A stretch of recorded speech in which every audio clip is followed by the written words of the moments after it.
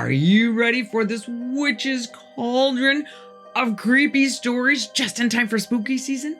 There's a little bit of something for everybody in this over 3-hour-long marathon of terrifying tales just to get you in the mood. So light the candles, turn out the lights, get your potion of choice, sit back and enjoy these eerie episodes that we have picked just for you.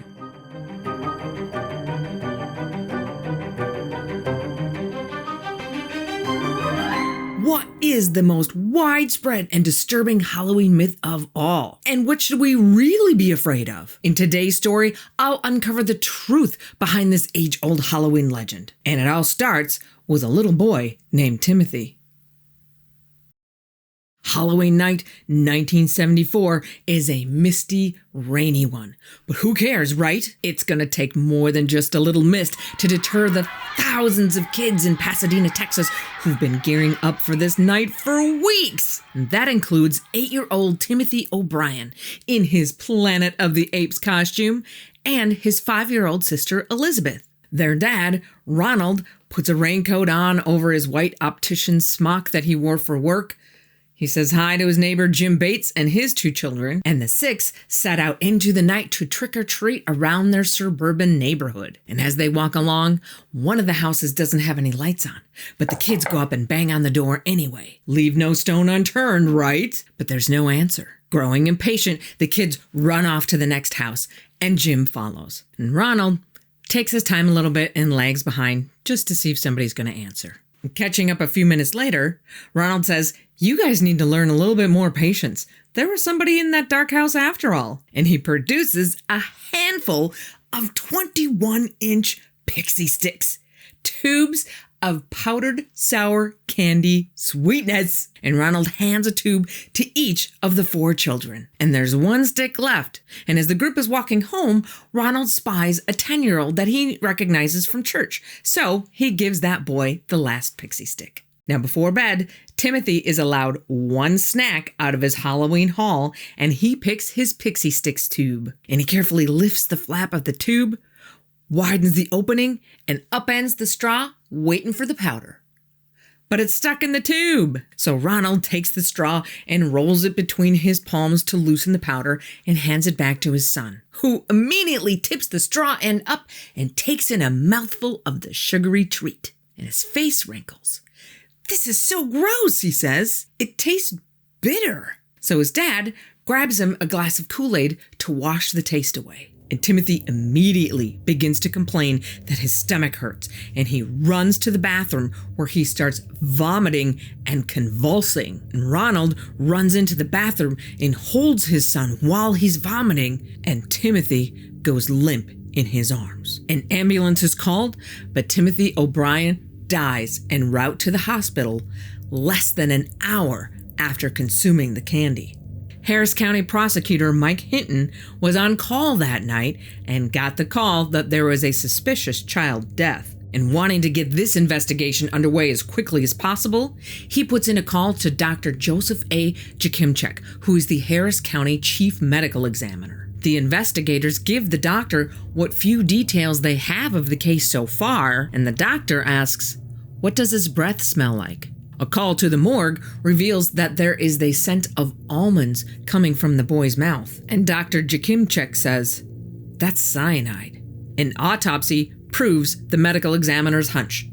Timothy has been poisoned. Knowing that this took place immediately after he ingested that pixie stick, the first question that the police have is, where are the rest of the pixie sticks? The remaining 4 of the 5 sticks that Ronald said that he received from the neighbor are all recovered by the police. And thankfully, none of the other children had consumed the candy. The parents of the 5th child, the one that Ronald recognized from church, were hysterical when they couldn't find that piece of candy when alerted by authorities. And the parents rushed upstairs to where their son was sleeping in his bedroom, only to find him lying in bed with the straw clutched in his arms. The boy had been unable to open the staples that sealed the wrapper shut and fell asleep trying. Forensic investigators discovered that all 5 pixie sticks had been opened, and the top 2 inches of candy powder had been replaced with potassium cyanide powder and then resealed with a staple. And according to the pathologist who tested the pixie sticks, the candy that Timothy consumed was enough cyanide to kill 2 adults, while the other 4 tubes contain enough cyanide to kill 4 to 5 adults. Timothy's death from poisoned Halloween candy understandably makes Pasadena parents go a little nuts, and hundreds of parents go to the police station and turn in the candy that their kids collected while trick-or-treating, just in case it's laced with poison too, enough to fill an entire room at the Pasadena police station. Now, initially, police don't know who to suspect. In a case like this, usually the primary suspects are the parents or the immediate family. But Timothy's family is there with him at the hospital, obviously mourning their loss. So the police give Ronald a little bit of time, and when he's ready, they take him back to that neighborhood so he can point out the house where he got the pixie sticks. But Ronald is stumped. He just can't find the house. And he tells the officers he never saw the face of the person responsible, that a hairy arm had just emerged from the doorway of the dark house and handed him the candy. Couple of days go by and the investigators are incredibly frustrated. So they take O'Brien out again and start leaning on him a little, saying, "You've got to give us something. You have to remember where this candy came from." O'Brien and his neighbor had only taken their kids to the houses on 2 streets because it had been raining. And after learning that none of the homes that they visited had given out pixie sticks, the first flags of suspicion went up in the investigators' heads. But the extra pressure put on by police works, and after walking the neighborhood for the 3rd time with the police, O'Brien's memory is jogged and he leads them to the house where no one had answered the door. The home is owned by a man named Courtney Melvin. Melvin is an air traffic controller at Houston's William P. Hobby Airport and isn't home when police come knocking. So officers go to his place of work and arrest him in front of all of his colleagues. Mystery's over. Case closed, right? Except Melvin has an alibi. Turns out he was working that night and didn't get home until after 11 p.m. Timesheets and 200 people can confirm that. His wife and daughter were actually home that night, but had turned out the lights early because they ran out of candy. Police also hear that O'Brien was angry with his relatives for not staying up late the night of Timothy's funeral, which is odd. Ronald had written a song about Jesus and Timothy joining his Lord in heaven, and was pissed off when his grieving family wouldn't stay up late to watch a recording of the performance being broadcast on TV. And prosecutor Mike Hinton says that's when he knew something strange was going on. So the police start digging deeper into Ronald O'Brien. And soon after, the police interrupt Mike Hinton, the prosecutor, as he's teaching a class at the Pasadena Police Academy. They cannot wait to talk to him. They discovered that Ronald had recently taken out life insurance policies on both of his children. $10,000 per child in January of that year. And then, over the objections of his insurance company, an additional $20,000 per child a month before Halloween. Investigators already know that Ronald is over $100,000 in debt, which is more like $500,000 in today's dollars. And in the 10 years leading up to Halloween of 1974, O'Brien had held 21 jobs and was suspected of stealing at his current job and was about to be fired from there as well. His car was about to be repossessed. He'd already defaulted on several bank loans, and his house was being foreclosed on. And when investigators find out that he had called the insurers at 9 a.m. the morning after his son's death to inquire about the payout, they knew they were on the right track. The prosecutor asks for, and is granted, a search warrant to search the O'Brien's house. What do they find? scissors. Scissors that, when tested, shows traces of a plastic residue similar to that found on the cyanide-laced sweets. Ronald O'Brien is arrested for Timothy's murder on November 5th, 1974. He's indicted on 1 count of capital murder and 4 counts of attempted murder. And as the investigation continues, evidence starts to stack up against Ronald. Turns out, he was taking classes at a community college. And in class, would ask questions like, which is more lethal, cyanide or another poison? Who asks that? Another witness, who works for a chemical company in Houston, tells police that a man had come in to buy some cyanide, but left after being told that the smallest amount that he could buy was 5 pounds. At this point, it is clear to investigators that Ronald O'Brien had laced the candies with poison ahead of time and hidden them up the sleeve of his raincoat when he left the house, all in an effort to kill his own children and collect on their life insurance policies. And he gave the other children poison candy in an effort to shed suspicion. But this is years before DNA and contactless debit cards, and the police can't put the pixie sticks in Ronald's hands or prove that he bought cyanide. So the 30-year-old optician says, "Wasn't me." Ronald enters a not guilty plea. His defense strategy? Blame the tainted candy on some untraceable boogeyman. The urban legend about some crazed individual who hands out Halloween candy laced with poison or needles or apples with razor blades inserted. And although police never discover where or when Ronald bought the poison, friends, family, and co-workers all testify against the man that the press is now calling the Candyman.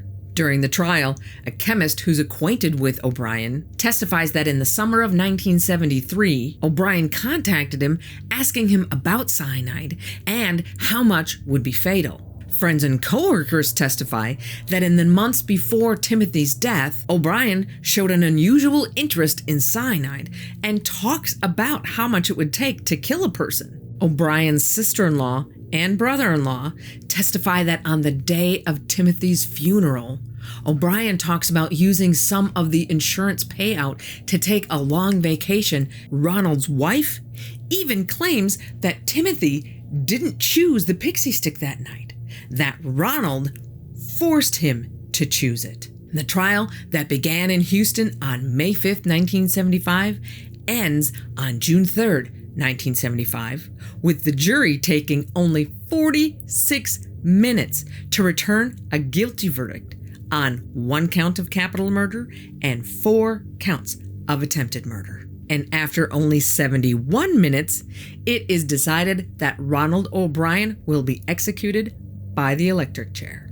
And according to Reverend Carol Pickett, a chaplain who works for the Texas Department of Criminal Justice, O'Brien is hated by his fellow inmates for killing his own child and is absolutely friendless. In fact, the inmates actually petition the prison administration to hold an orderly demonstration on the night of O'Brien's execution so they can show everybody else how much they hate him.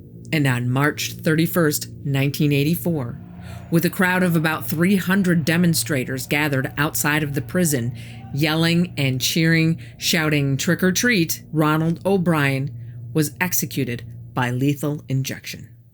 Now, before and since the Pasadena, Texas poisoning, rumors of tainted candy being handed out always surface around Halloween. But whether the fear is that somebody's handing out candy with broken glass in it, or razor blades, or that somebody's handing out ecstasy pills, there is little to no evidence to show that parents have anything to worry about. In fact, there haven't been any documented cases of strangers poisoning Halloween candy at all.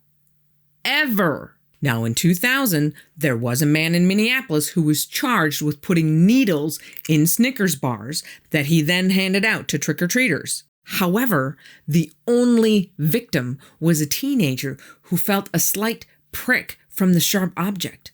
That's it.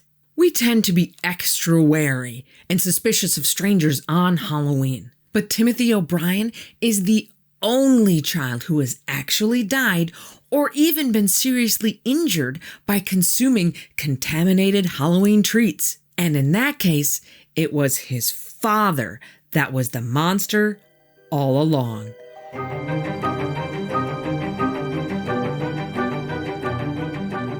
Good versus evil. A fight that has been going on since before the beginning of time. A fight that comes crashing into a God-fearing community in Tennessee in 1817. Welcome to the In-Between. I'm Carol Ann, and today we travel to Robertson County, Tennessee, to a legendary showdown between a faithful Baptist family and an epic evil presence. A battle known today as the Bell Witch Haunting. 1804, North Carolina. John and Lucy Bell and their 5 kids load up all their worldly possessions into their prairie schooner, better known as a covered wagon, or the 19th century version of the wood-paneled station wagon.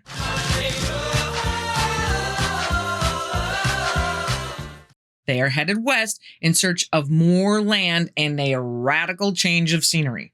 But they're not going to be alone in this mostly unsettled new state called Tennessee. In fact, many of their friends from North Carolina have already made the trip. They get to a place called Adams in Robertson County, where all of their friends are already settled and buy about 1,000 acres of farmland on the Red River with a house already on it. They settle in and have 3 more babies, making the Bell clan a total of 10 mouths for John to feed. So besides John and Lucy, there's Jesse, Drury, John Jr., Esther, Zadok, Elizabeth, or Betsy, Richard, and Joel. But John is a hard worker, honest, devout Baptist, and a good farmer. It does not take long before John starts doing pretty well for himself and his family. To say he is a respected member of his community would be an understatement. That brings us all the way up to 1817. That is when the trouble starts. One day, John is out in the field and sees an animal a ways off in the field. In all the 13 years he's been hunting this land to feed those 10 mouths, he has never seen anything like this. It kind of looks like a dog, a huge dog, but it's not a dog. It has the body of a dog, but it has the head of a rabbit. Whatever it is, he shoots at it several times, but just runs off. A few days later, Drury sees some kind of really big bird perched on a fence. He thinks it must be a wild turkey. He runs in the house to get his gun to shoot it, cause a big fat turkey can feed a lot of mouths. But once he gets back and ready to shoot, the thing flies off. And that's when he sees it's not a turkey. Something else, something way bigger than a turkey. Sometime after that, Betsy sees a little girl in a green dress swinging from a branch of a tall oak tree. But then she's gone. Betsy's with other kids, but none of the other kids saw the girl. And it's after these 3 oddities that the knocking starts. Each night, there is knocking and scratching on the outside walls of the house. John just thinks it's somebody trying to scare them, but try as they might, they can never catch anyone doing it. They never see anyone running away, and they never find any tracks around the house. This goes on for like a year. John tells his whole family not to say anything to anybody. He is sure they will catch whoever is doing this. Then, things step up a notch. Now, John and Lucy sleep on the first floor of the house and the children on the second floor. Betsy has a room of her own because she's a girl. And the 4 boys who still live at home, Richard, Drury, Joel, and John Jr., sleep in another. As soon as the boys are settled in bed, they hear a rat gnawing on the bedpost. John and Drew get up to kill it, but no rat. They settle in again, and the gnawing sound starts again. They get up again, but they don't see anything. and they don't see anything on the bedpost, like a spot where something's been chewing on it. This goes on for most of the night, with the boys continually getting up to search for whatever is making the noise. They can't find anything. They can't even find a place where a rat would even get into the room. Same thing repeats night after night. Then it starts to happen in Betsy's room. So it would make a ruckus in the boys' room, and as soon as they got up to find it, it would start making a ruckus in Betsy's room. No one could get any sleep, and it gets louder over time. And sometimes they would hear something that sounded like a dog scratching on the floor.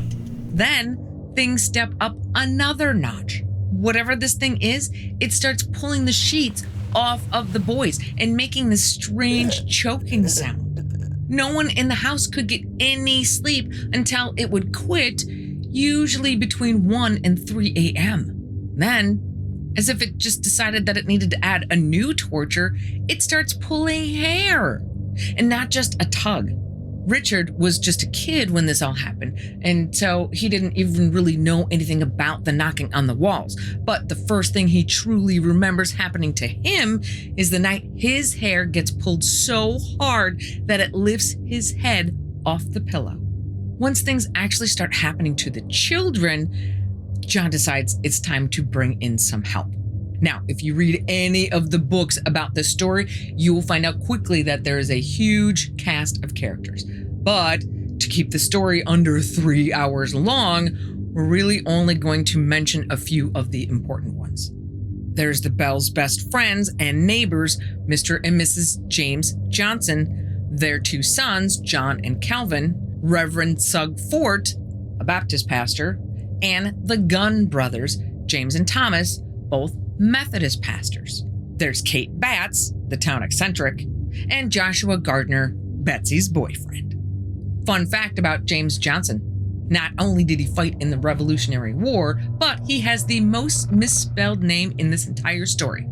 You can't hear it, but Johnson is actually spelled with a T, so Johnston. But for some reason, the Scottish don't pronounce the T. Huh.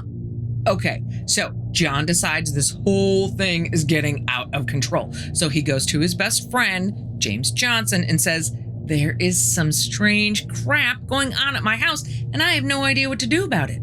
So James says, "Well, why don't the missus and I come on over and spend the night? I'm sure we can figure this out." They come over, and as soon as the light is out for the night, the same things start happening to them. Strange noises and the sheets being pulled off. And it doesn't matter how hard you hold on to the sheets, the force pulling them is always stronger.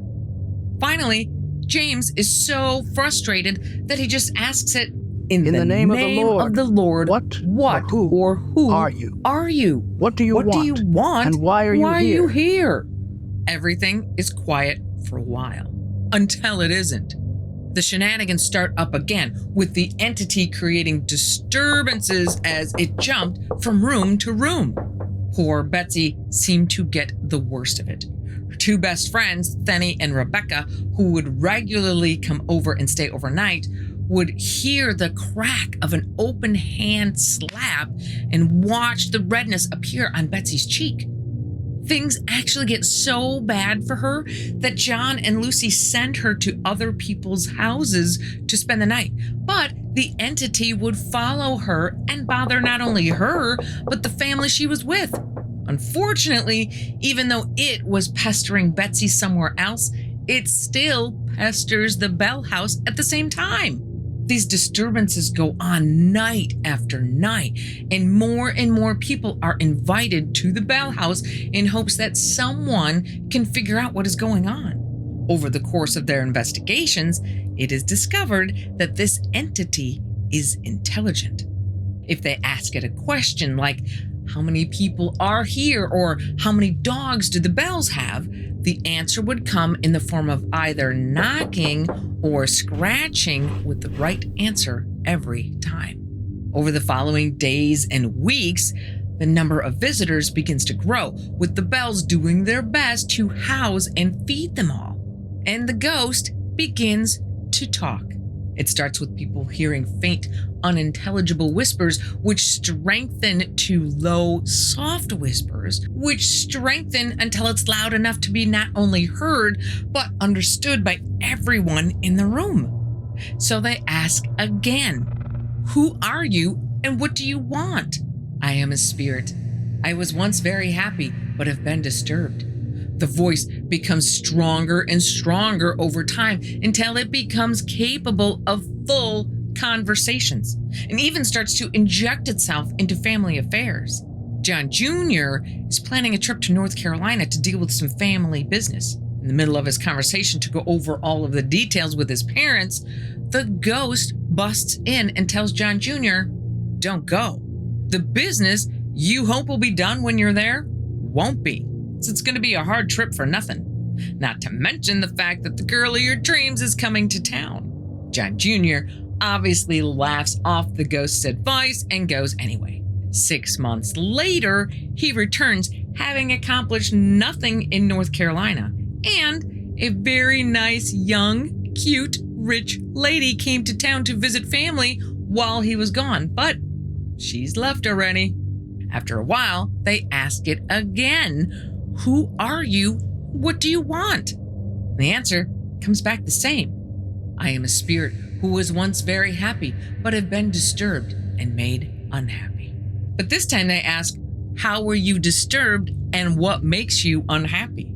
"I am the spirit of a person who was buried in the woods nearby, and the grave has been disturbed, my bones disinterred and scattered, and one of my teeth was lost under this house. And I am here looking for that tooth." At first, that doesn't make much sense. But then they remember.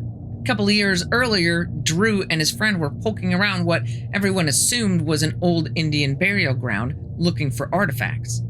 Drew's friend brought a jawbone back to the Bell house, threw it against the wall, knocking a tooth out that dropped and fell between the floorboards. John Bell chewed the boys out for their disrespect and had one of his slaves take the jawbone back and rebury the bones. So that must be it. That's why the spirit is so unhappy. John rips up the floor where the tooth fell between the floorboards and sifts through all of the dirt underneath, but can't find the tooth. That's when the spirit cackles and says, "Ha! Just kidding."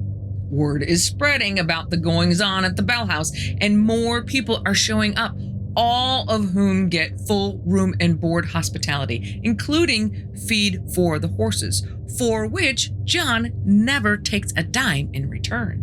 People are continually asking the spirit questions, to which they get no answers, until one day, James Gunn, one of the Methodist pastor friends of the Bells, asks it some kind of question about why it's here, to which it tells everyone that it's the spirit of an immigrant who had hidden some money on the property and now wants to give it all to Betsy Bell.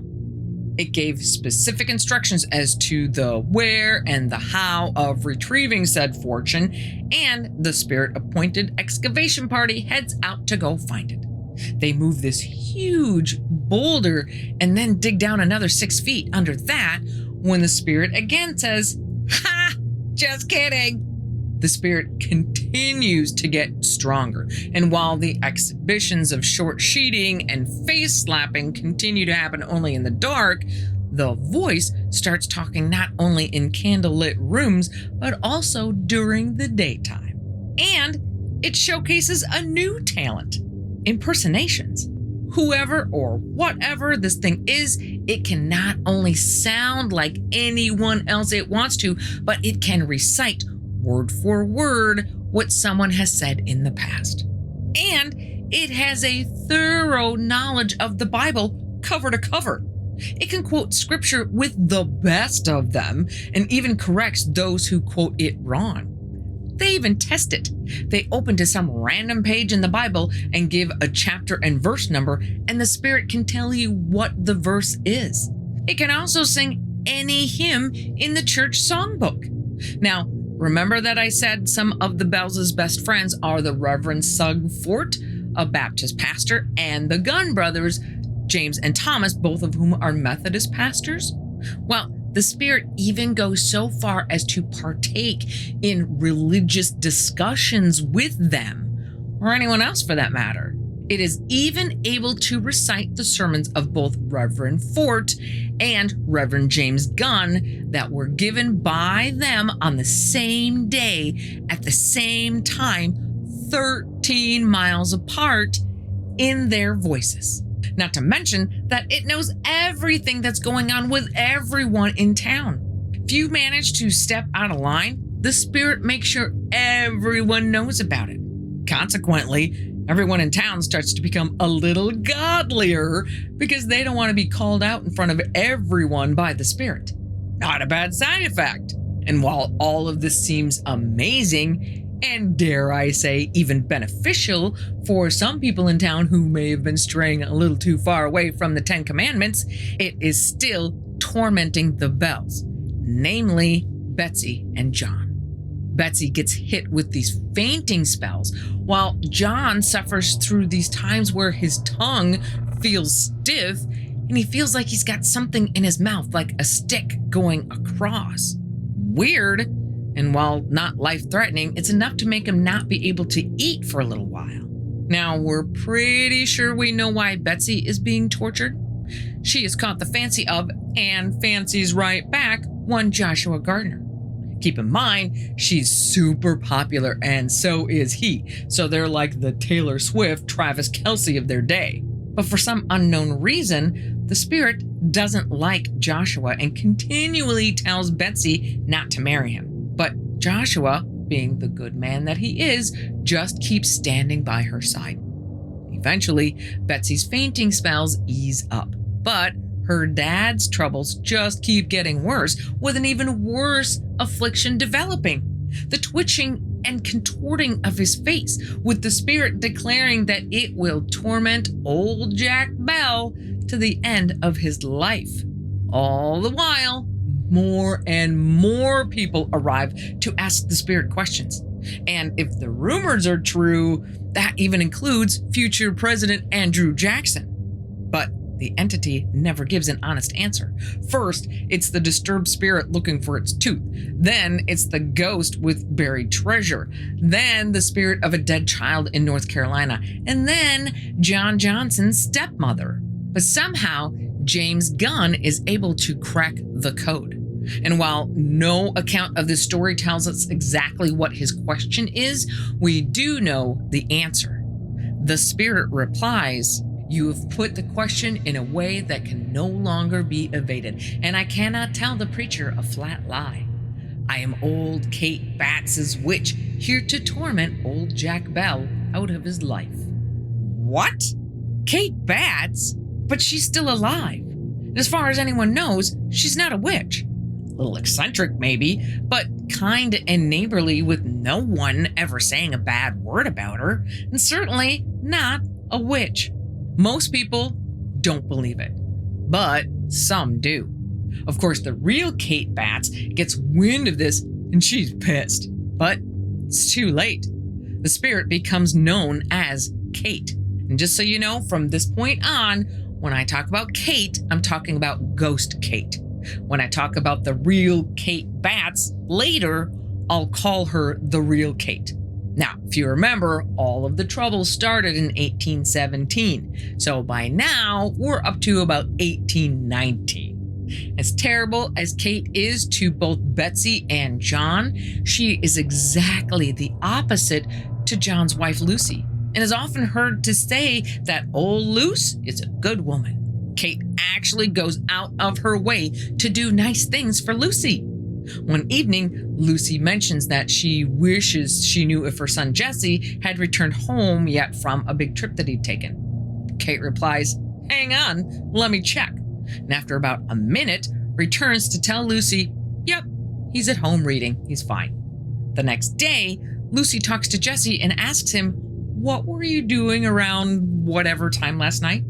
Jesse says, "I was at home reading." So Lucy does her best to appease Kate to keep the goodwill flowing. Unfortunately, Lucy can never, not for lack of trying, use Kate's affection for her to convince Kate to ease her torments on the rest of the family. Around September of 1820, Lucy comes down with a bout of pleurisy, which is inflammation of the lining around the lungs, making it painful and hard to breathe. While it's easily treated today, 1820 is a different story. Lucy is down for the count for weeks, and rarely does Kate leave her side, asking her how she's feeling and did she sleep okay. The presence is so constant that even though Lucy is trying to do her best not to make Kate angry, sometimes she just has to tell her, I can't deal with you right now.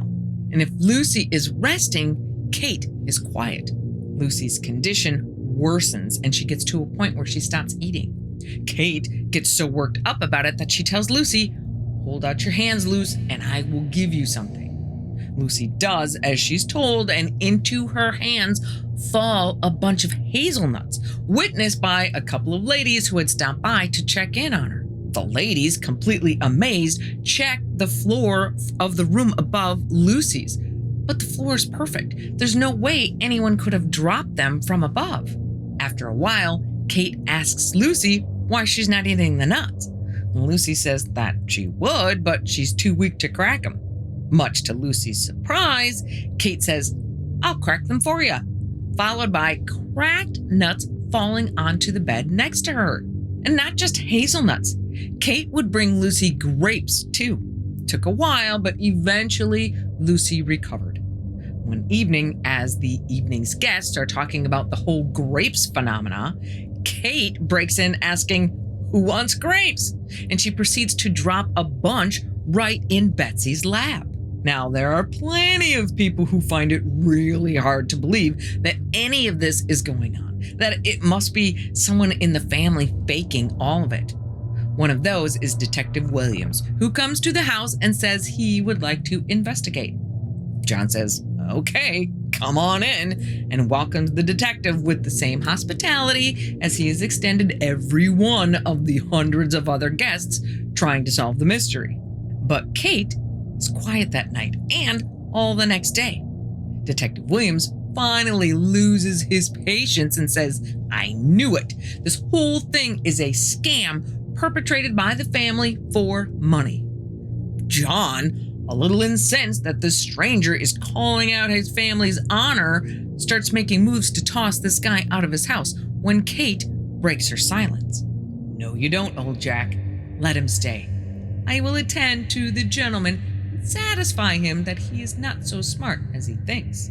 So John backs off, and no more is heard from Kate for the rest of the evening, which of course makes Detective Williams all the more smug about it. She's not going to show herself for as long as I'm here. But once everyone is settled down to sleep, including Detective Williams, Kate returns with a vengeance, pinning the detective down and beating the crap out of him while asking him, which family member do you think this is? And just spewing out this torrent of beratement. The ruckus wakes everyone up and they light candles. Once they do, the physical beating stops, but the verbal one does not. Detective Williams spends the rest of the night sitting in a chair next to a lit candle and is gone before breakfast is served. Detective Williams is not the first nor the last, either detective or magician or witch doctor, to come to the Bell house hoping to be the one that can either expel the witch or expose the fraud. But only one did John Bell seek out himself. One Dr. Mize of Franklin, Kentucky, about 35 miles away from the Bells in Tennessee, has a reputation as an accomplished magician and conjurer. How can he help? I have no idea. But John's facial contortion issue is getting worse. He's getting desperate. He may not have believed at the beginning that this invisible force could actually kill him, but he's starting to change his mind on that one. So he follows the advice of his friend James Johnson and sends for the magician, who arrives a few days later, studied up, armed with his spells, and ready for business.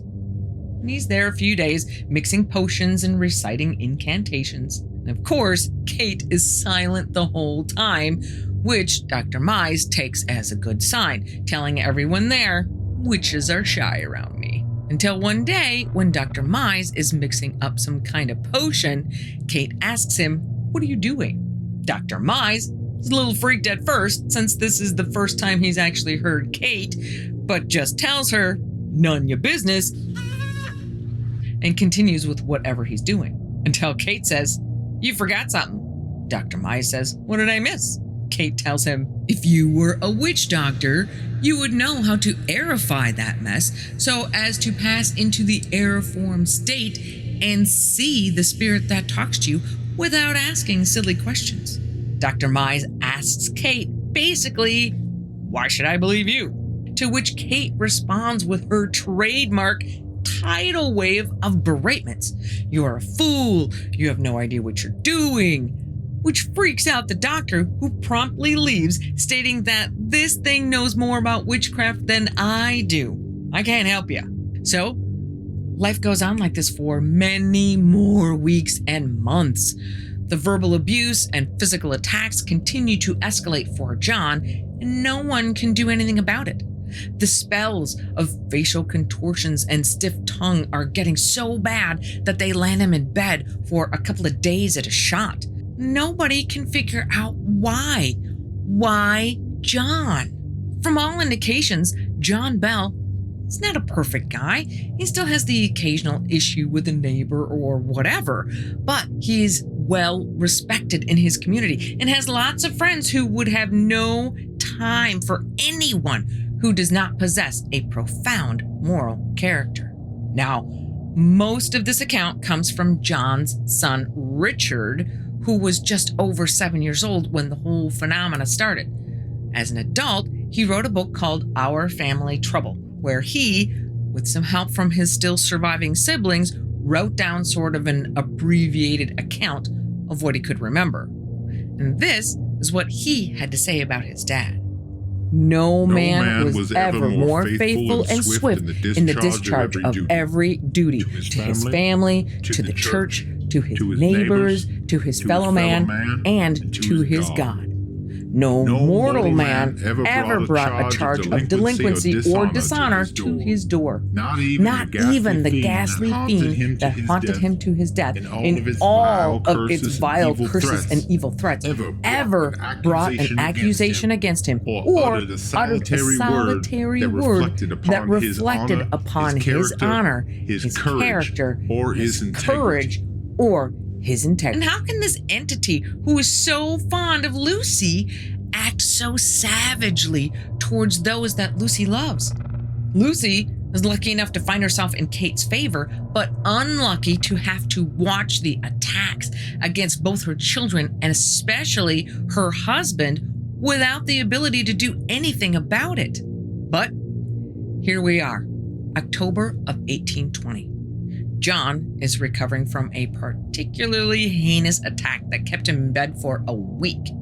But this particular day, he's feeling better, so calls on his son Richard to take a walk with him to the hog pen, which is only about 300 yards from the house, to figure out which pigs are staying and which pigs are going. On the way there, walking on a perfectly smooth road, something jerks his shoe off his foot.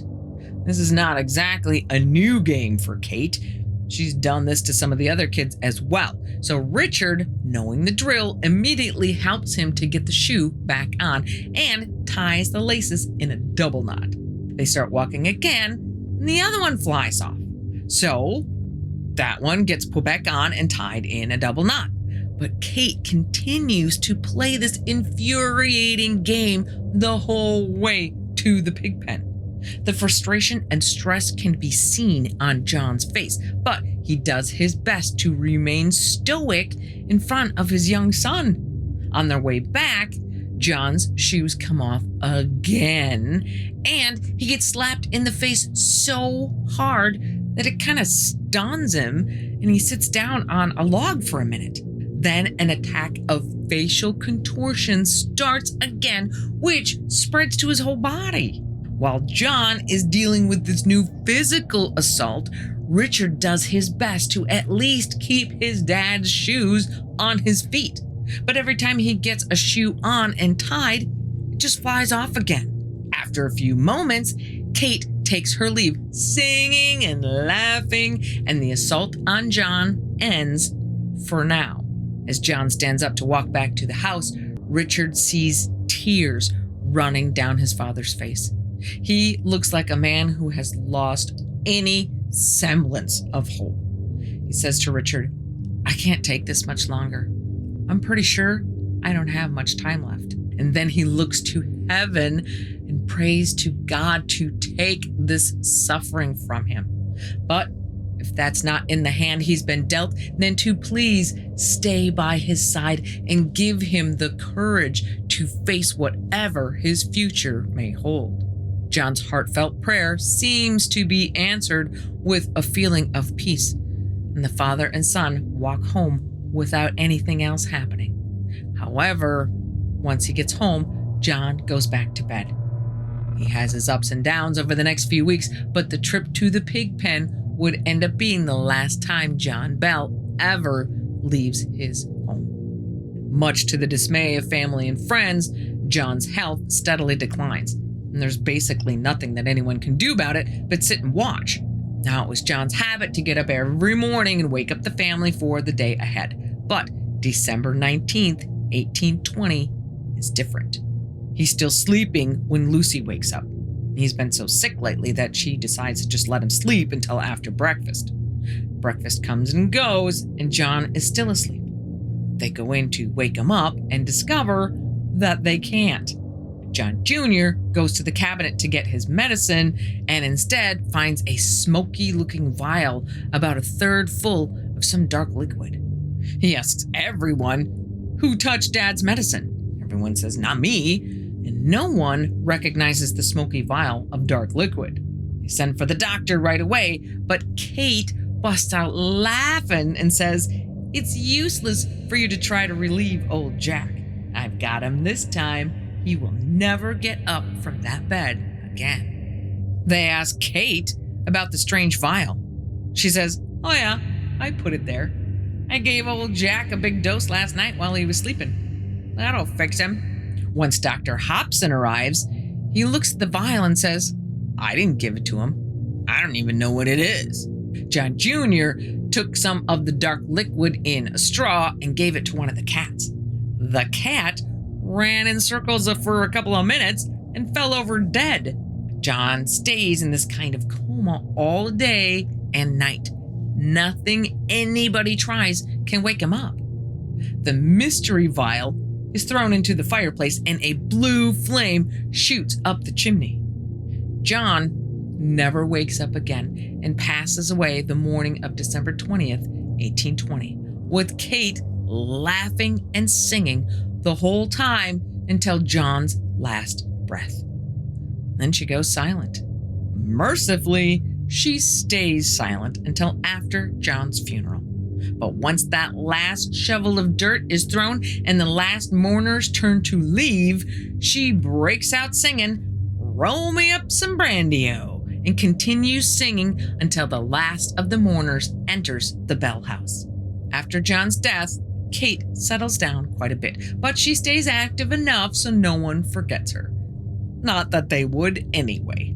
But as the weeks go by, Betsy, who by now is head over heels in love with Joshua as much as he is head over heels in love with her, starts to think, Kate hasn't said anything about not marrying Joshua in a long time. Maybe everything's gonna be okay.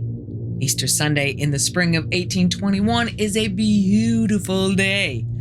Betsy, Joshua, and some of their friends decide to go down to the Red River to fish for the afternoon.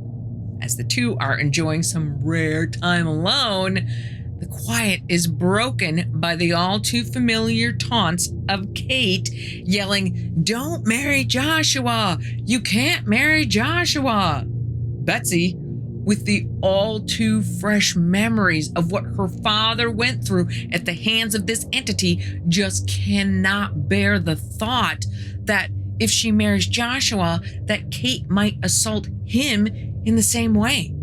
So she breaks off their relationship that day and never sees Joshua again. Shortly after, Kate makes one more appearance to Lucy to let her know that she's leaving, but that she will be back in 7 years. And amazingly enough, she stays true to her word. In February of 1828, only Lucy, Richard, and Joel are living in the house, with the rest of the children grown and out living their own lives. One night, Richard hears that same sound of something gnawing on the bedpost. Goes on for several nights, but he doesn't want to say anything to Joel and his mom, only to find out they're having the same issues too. Kate's same old tricks of the scratching noises and pulling off of the covers. After a quick late-night family meeting, they all agree to not talk to Kate. Maybe she'll go away. And thankfully, within just a couple of weeks, she does. After the death of their father, the remaining Bells go on to live somewhat normal lives and go on to spread descendants throughout Tennessee, Missouri, and Kentucky. One interesting side note, Calvin Johnson, son of James Johnson, and one of the only people to shake hands with the Bell Witch, actually invented a writing system for the blind that used raised lettering that the blind could read with their fingertips. Braille, right? Not so fast, cowboy. Calvin makes the trip to New Orleans to get a patent for his invention, only to be told that a Frenchman named Braille had just gotten a patent for the same thing 1 week earlier. Yo! Okay, like I said before, this account comes from Richard Williams Bell, who wrote the book called Our Family Trouble, where he wrote down sort of an abbreviated account of what he could remember. He then gave that manuscript to his son, James Allen Bell, with strict instructions that the diary of sorts should go nowhere until all of John and Lucy's children had passed away. The diary just sits collecting dust for a long time until it is acquired by one Martin Van Buren Ingram, who uses it to write a book in 1894 called An Authenticated History of the Famous Bell Witch. And the publication of that book is the main reason we know the Bell Witch story today. So, the burning question is, did it really happen? Well, I think something really happened. What that is, I'm not sure. What I am sure of is that there is a lot of controversy surrounding Mr. Ingram's account. The theory is that Mr. Ingram made the whole thing up, fabricated his original source, Our Family Trouble, his original source for his book, and that the Bell Witch never existed before his book was published in 1894. Could that be true? Well, the original manuscript of Our Family Trouble is nowhere to be found, but absence of proof is not proof of absence. Could very well just be sitting in somebody's attic somewhere. However, some people have gone over Ingram's book pretty thoroughly and have concluded that there's something fishy with the writing style, use of biblical verses, etc., that lead them to believe that Ingram wrote both books. However, we now know that Ingram's 1894 book was not the first mention of the Bell Witch. The February 7th, 1856 edition of the Green Mountain Freeman reprinted an 1849 article written by the Saturday Evening Post entitled The Tennessee Ghost. The Post article directly accuses Betsy Bell of using ventriloquism to fool everybody. Rumor has it that Betsy sued the paper for slander. I would. But unfortunately, I can't confirm that. And that's not all. We now have a second corroborating source. Army Captain John R. Bell, no relation, was traveling from Cape Girardeau, Missouri to Washington, D.C. As he passed through the Red River area, he makes a note in his journal.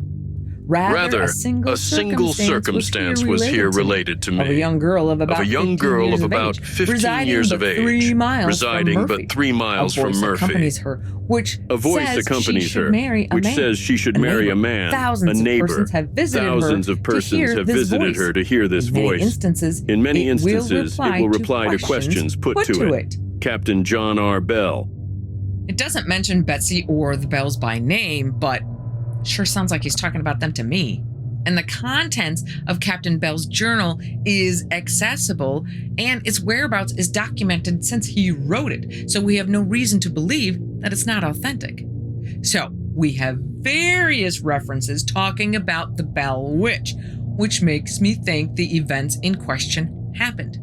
So, now the question is, what were the actual events? Were they something paranormal or over-exaggerated teen angst? Well, one interesting clue comes from a chemistry professor at Austin Peay State University named Dr. Megan Mann.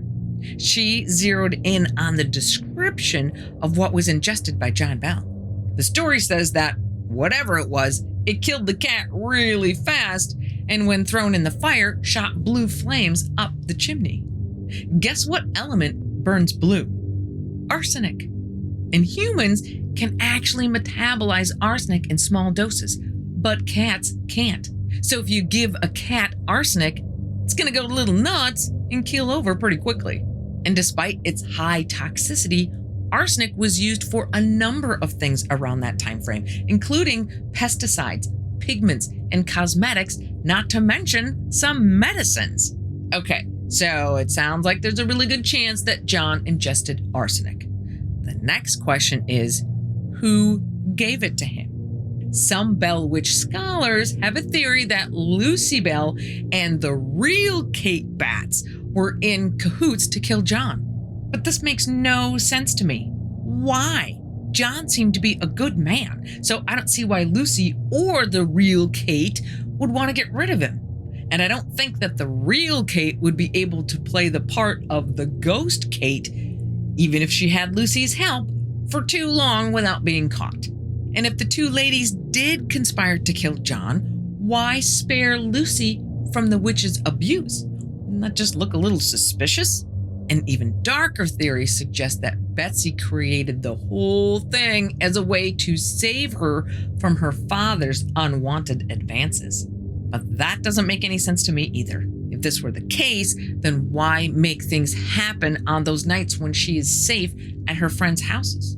Attention? Maybe. But Kate was also known to be able to reproduce people's voices to a T and know what's going on at other places.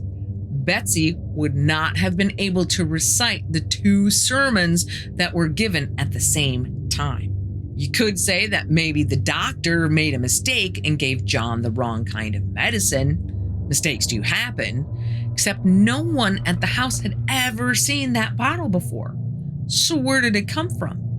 Another thing the skeptics like to say is that the whole thing is a hoax made up in the 1950s to make some tourism dollars. Well, the Bell Witch Cave, which is a cave just off of the Red River that was part of the Bell property at the time of the hauntings and is said to be where the witch went after she left the Bell house, is now a tourist attraction along with some of the original buildings from the Bell farm.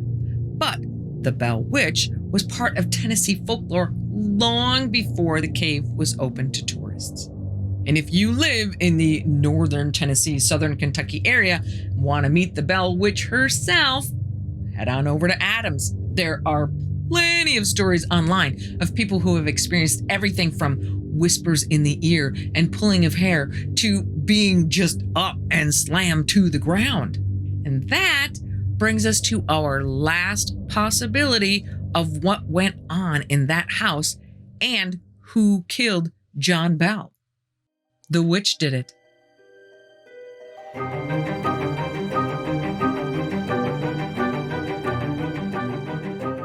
He didn't believe in the supernatural until the supernatural believed in him. Welcome to the InBetween. I'm Carol Ann, and these are the chilling final days of Christopher Case.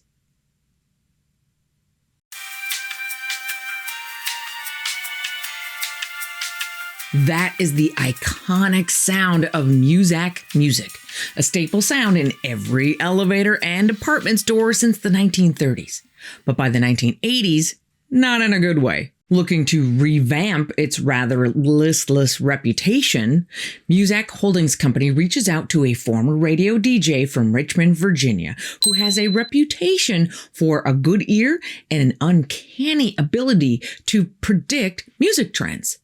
Christopher Case takes the job offer and moves from the East Coast to the West Coast, specifically Seattle, Washington, becoming Muzak's newest director of programming.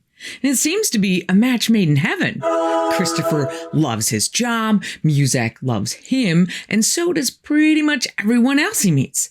Although he's a pretty popular guy and respected coworker, Christopher is actually a very quiet guy with two main passions in life: staying fit and music. He's known for his regime of regular workouts and frequent use of vitamins and supplements, as well as his passion for old music. And not like Glenn Miller old, but old, like ancient Egyptian and Mediterranean civilizations old. That's a mighty small niche. Christopher's a single guy, but it's hard to tell if that's because his idea of a great night is staying in and listening to track after track of reconstructed drum beats and haunting lyre melodies, or because his job requires him to travel a lot, making a long-term relationship rather difficult.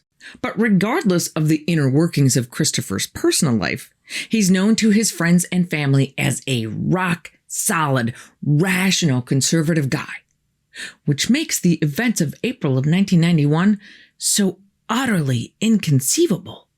Sometime around April 11th, 1991, Christopher heads from Seattle to San Francisco for some kind of business meeting. While out schmoozing with some fellow music executives, he's introduced to an attractive woman with a passion for ancient Egyptian music. What are the odds? The two hit it off, spending a good chunk of time discussing the topic. One thing leads to another, and it becomes apparent that they both want more. He wants to see more of her music collection, and she wants to see more of him.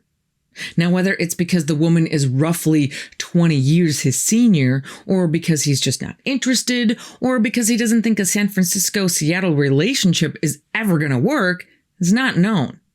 But what is known is that the rising intensity of both her demeanor and her advances starts to creep him out. So he politely turns her down. And evidently, she's not as rock solid as he is, because this rejection infuriates her. She suddenly turns nasty, stares menacingly at Christopher and says, "You're going to regret that. I'm a witch and I'm going to put a curse on you. You'll be dead within the week." Christopher kind of whatevers his way back to his hotel, and a couple of days later back to Seattle. When he gets home, he puts in a regular touching base kind of call to a good friend of his from back on the East Coast, Sammy Soder. He tells her, "You are not going to believe this chick I had dinner with. She put a curse on me because I wouldn't sleep with her." Now, Christopher doesn't believe in anything he can't see, and that goes for anything religious, paranormal, or supernatural. So the two just kind of laugh it off. He says goodbye to Sammy, hangs up the phone, and puts the whole thing behind him. Until a day or two later.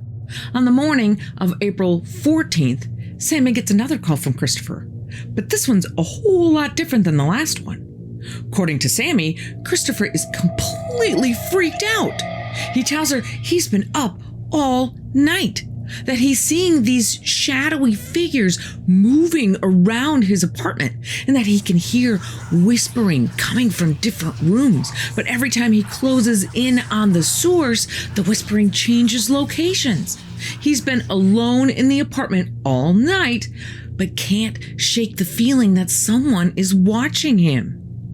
2 more days go by, and on April 16th, Sammy gets another call from Christopher, worse than the last one.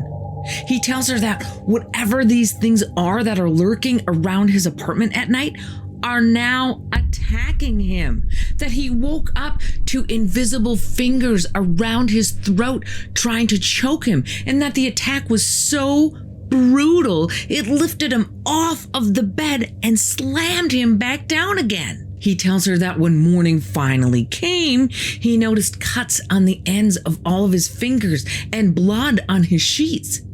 After talking to Sammy, he heads out to a religious bookstore called the Evangel Incorporated Bookstore. He walks in the door and asks the store manager, Rodney Higuchi, where are the crucifixes? Rodney directs him to the area he's looking for, and Christopher is picking up about a dozen of them. And Rodney asks him, what do you need them for?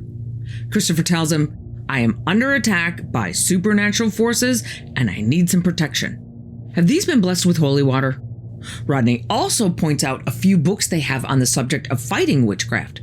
So Christopher buys a couple of those as well and heads out the door. He heads back home and starts drawing the battle lines, putting the crucifixes and some candles in every room of his apartment, poring over the books, making little notes about different methods of warding off evil spirits, which he leaves all around the apartment. He also pours salt around the perimeter of every room with extra piles in every corner. But evidently, that's not enough. Because that night, April 16th, something so terrifying takes place that Christopher flees his own home and checks into a hotel. The next morning, he returns to the bookstore, so like the day after his last visit. And while the manager, Rodney, doesn't say what Christopher bought this time, he does say that it was like he was looking at a different person. He says that on Tuesday, Christopher looks pretty much like a normal guy who is just very concerned about some problem he's having. But by Wednesday, he looks like a man under physical attack, that he looked exhausted and desperate. Rodney does his best to give Christopher every idea he can think of for him to defend himself. That same afternoon, Christopher goes to see Father James Malahan, who said he could feel this malignant power influencing his body, and he was scared to death it was going to kill him. And Sammy isn't the only friend Christopher's calling. He reaches out to several people, telling them all that he is under attack and really afraid he won't live through the week. He's terrified. Sammy tries calling Christopher Wednesday morning, but she doesn't know that he's at a hotel. And remember, this is pre-cell phone days, so all she can do is keep trying, which she does all throughout the day. When she doesn't get any answer from him by about 6 p.m. Wednesday night, she calls the Seattle police and asks them to do a welfare check on Christopher. So the Seattle police come rolling up to Christopher's door and can see lines of salt on his porch poured out in a geometric pattern. They give the door a knock. No one answers, so they try the handle, but it's locked.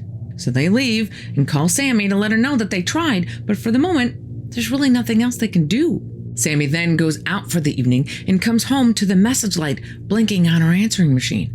The message is from Christopher. The good news is that he doesn't sound frantic and scared anymore. The bad news is that he sounds like he's resigned to the idea that this is his last night alive on this earth.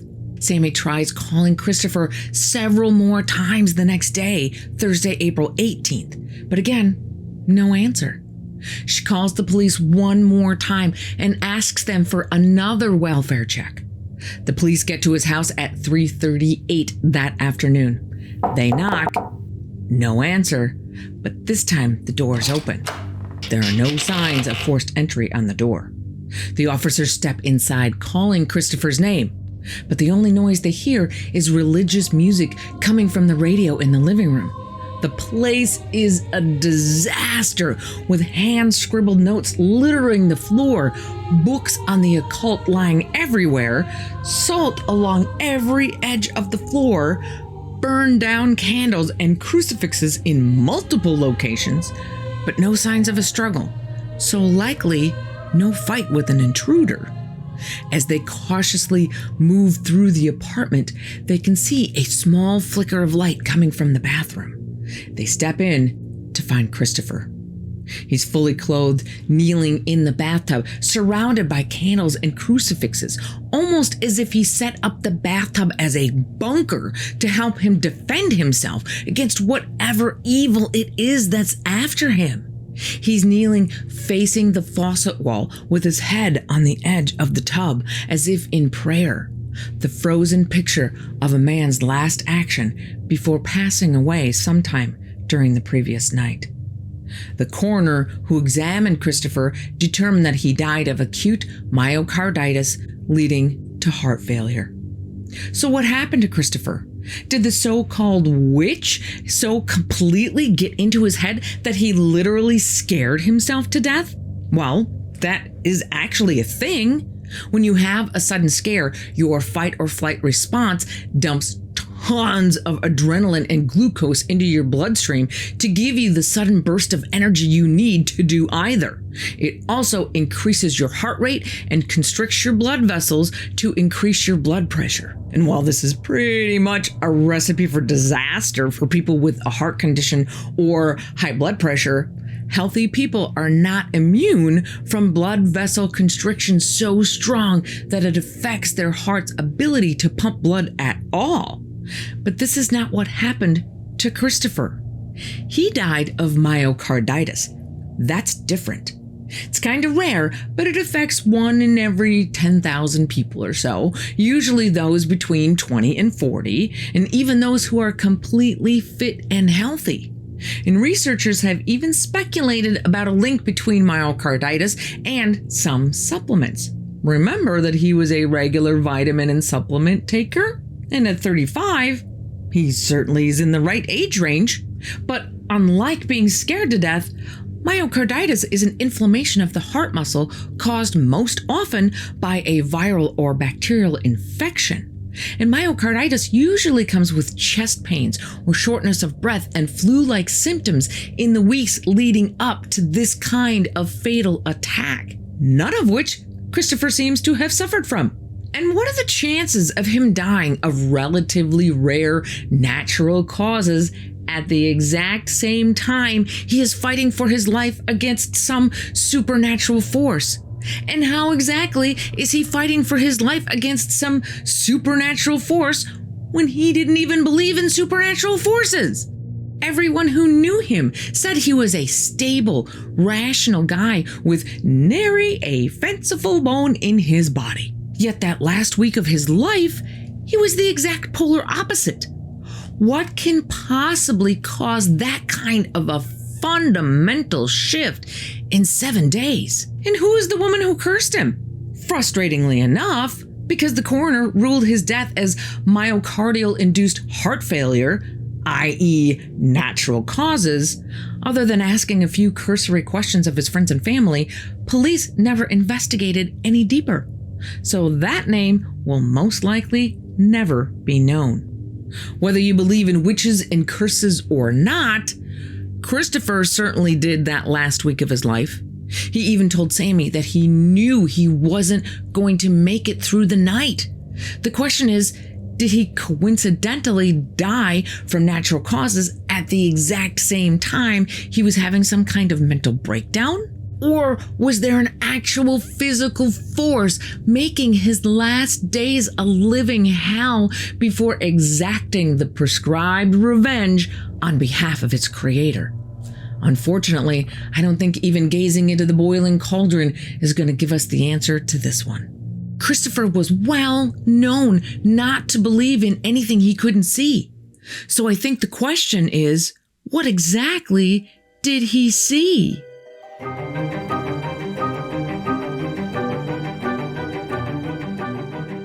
The Brecon Beacon Mountains of southern Wales. Ancient peaks that over the millennia have watched over ancient people, ancient monuments, and maybe even ancient demons. Welcome to the In-Between. I'm Carol Ann, and this episode is not for the easily spooked. But if you think you've got what it takes, then hang with me as we follow one family's descent into the ultimate nightmare known as Heol Fanog. Let's just say you're getting ready to move into a new place. You go to buy supplies, and the total is $66.60. The car that almost hits you when you're getting your new furniture has a license plate of BST 666. And the stop you make for your last meal before moving in comes to a grand total of $6.66. Would you take the hint? I probably wouldn't either. And neither did Bill and Liz Rich. It's the spring of 1989, just outside the southern Welsh city of Brecon, in the foothills of the Brecon Beacon mountain range, in the shadows of Penavon, the highest peak in southern Wales. The Rich family, Bill, Liz, and Bill's 14-year-old son Lawrence from a previous marriage, pull off of the winding, narrow road onto the driveway of their new house. Well, rented, known as Heol Fanog, or Road to the Peaks. They get out of the car and start walking toward the house, which is actually the renovated barn of the former manor house that once stood on the property but was now reduced to crumbling stone outlines. All three of them can physically feel a bubble of peace envelop them, separating them from the outside world. This is exactly the fresh start, not to mention the peace and quiet they are looking for. The road for these three has not been easy to this point. Bill, who had spent a number of years traveling the world trying to find himself, finally married and settled down with his wife, and soon thereafter, Lawrence. But after 16 years of marriage, his wife left him for someone else, leaving him to figure out how to be both parents to Lawrence. Liz also had a pretty rebellious youth, including wandering the Mediterranean for years looking for a fix for her decade-long affliction of anorexia. Both wayward souls found their separate ways back to Wales, where Bill stumbled into Liz's herbalist shop looking for a natural treatment for his depression. That was it. They both found what they were looking for in each other. And Liz's anorexia disappeared. So life has taken an upward turn for both of them, but they still have their struggles. Liz moves in with Bill, but they have a bunch of Karen neighbors that make life difficult. Bill is worried about Lawrence adjusting to losing his mom and Liz moving in, and Bill and Liz decide to get married. Oh, and Liz gets pregnant. So everything's kind of a hot mess. But Bill is an up-and-coming artist who has a very good business selling these painted wooden boxes, as well as having some of his paintings attracting attention in the international art world. He even has a few paintings getting ready to be shown in an art exhibition in LA, whose attendees are set to be the likes of Sylvester Stallone. Money is good, so they start searching for a new place. And within just a couple of weeks, they stumble onto Heol Fanog. It's perfect. 3 acres of land, a big house and barn, room for a huge studio for Bill, quiet, and no neighbors. Done. And life is good. For a while. The summer is spent getting settled in their new home. Bill and Liz get married in September, and their baby boy Ben is born in October.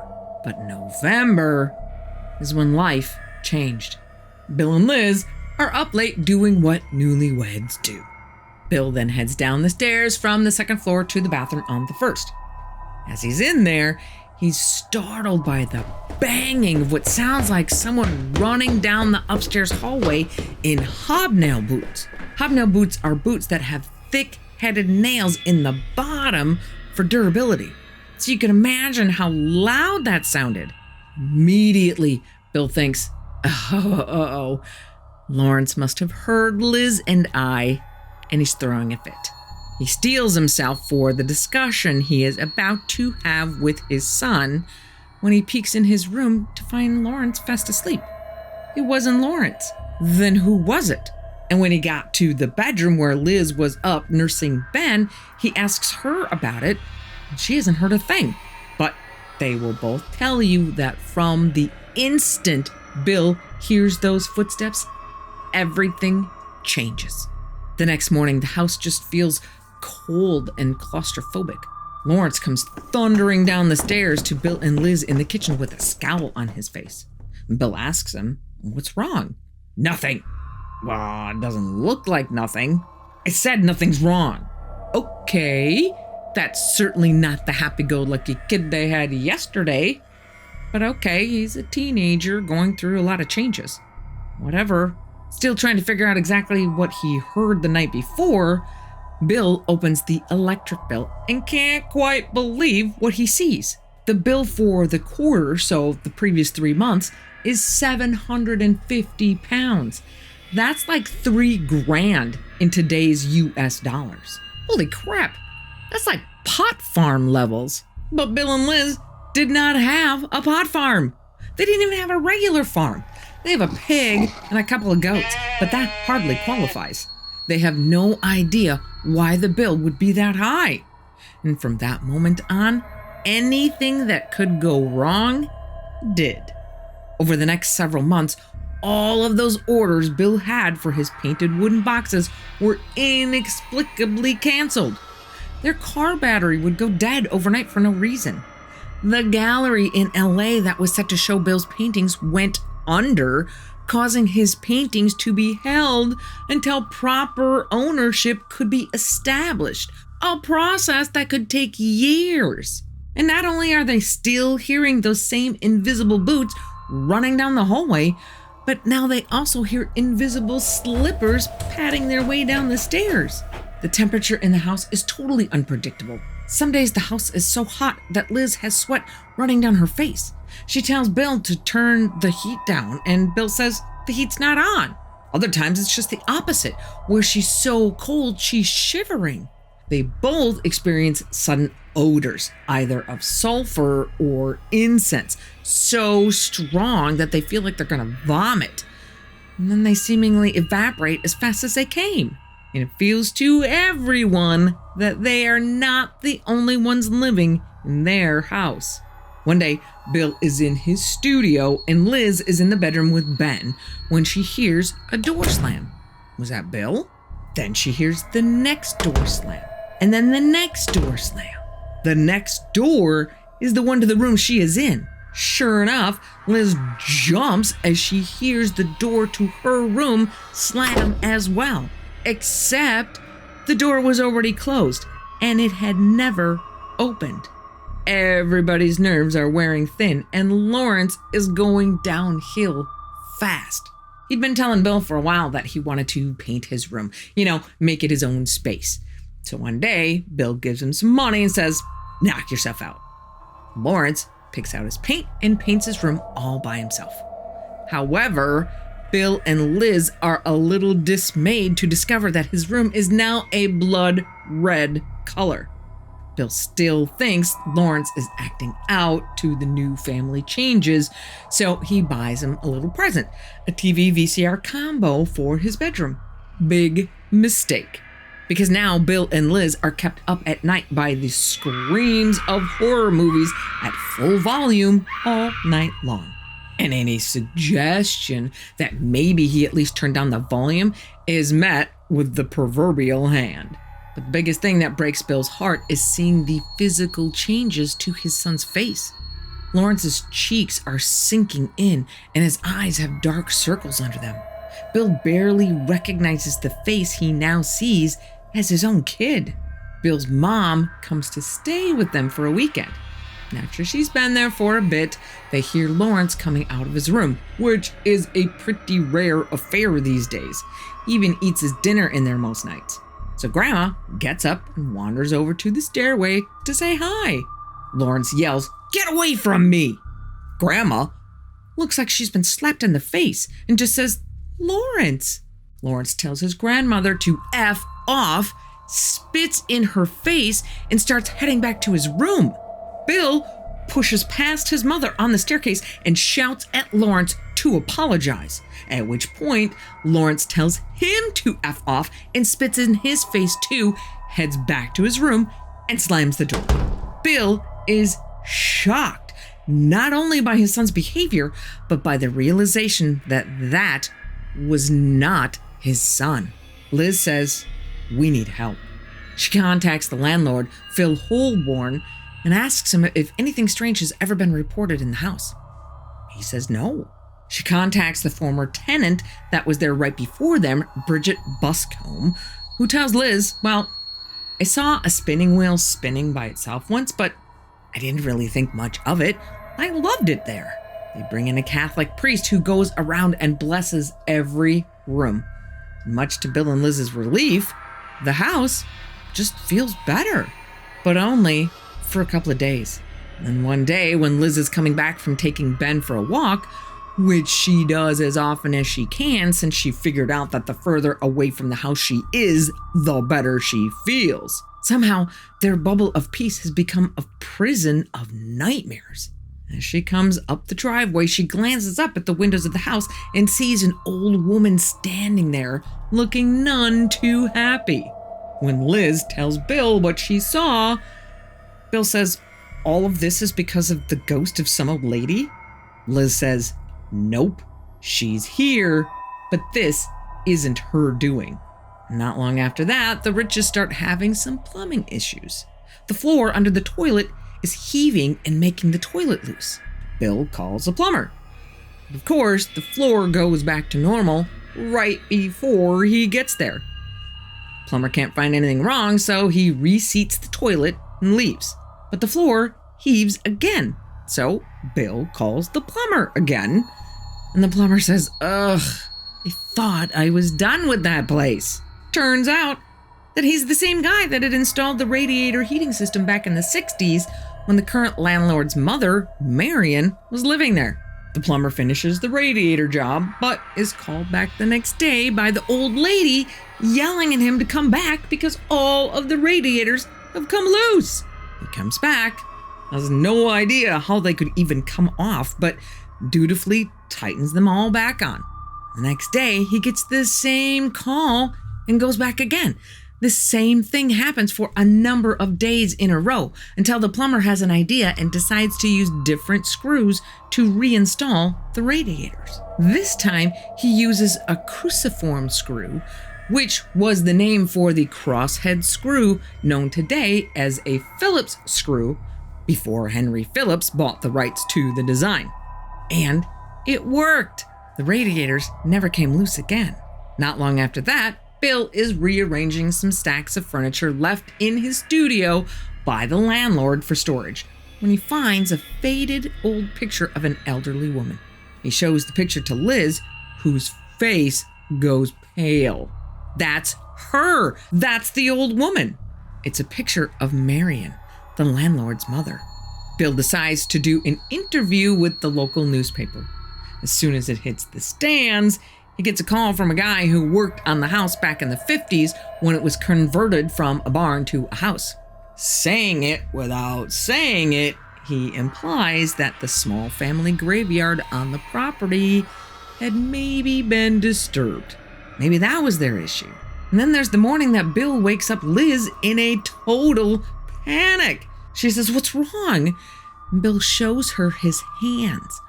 Overnight, his fingertips have become swollen. The skin is cracking and bleeding. He can't even hold a paintbrush. He can't paint. Bill is crushed. Now, it's personal.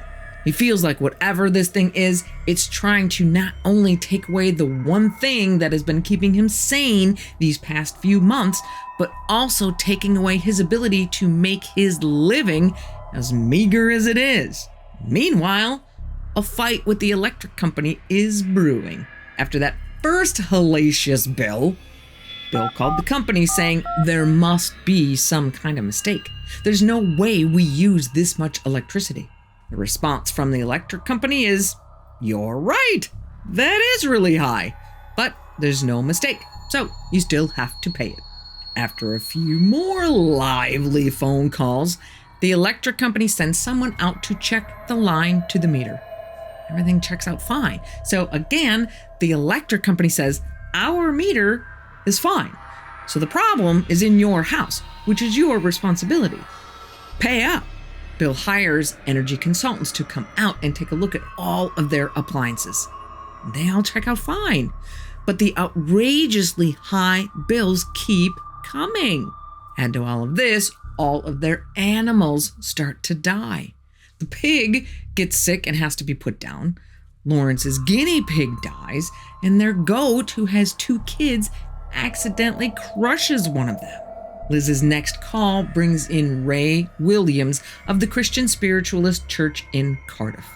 His opinion is that Lawrence needs to be removed from the house.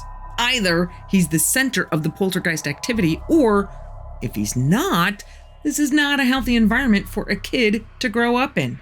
Liz breaks the news to Bill, who's crushed by the idea of sending his son away, and she adds, "Oh, by the way, I'm pregnant."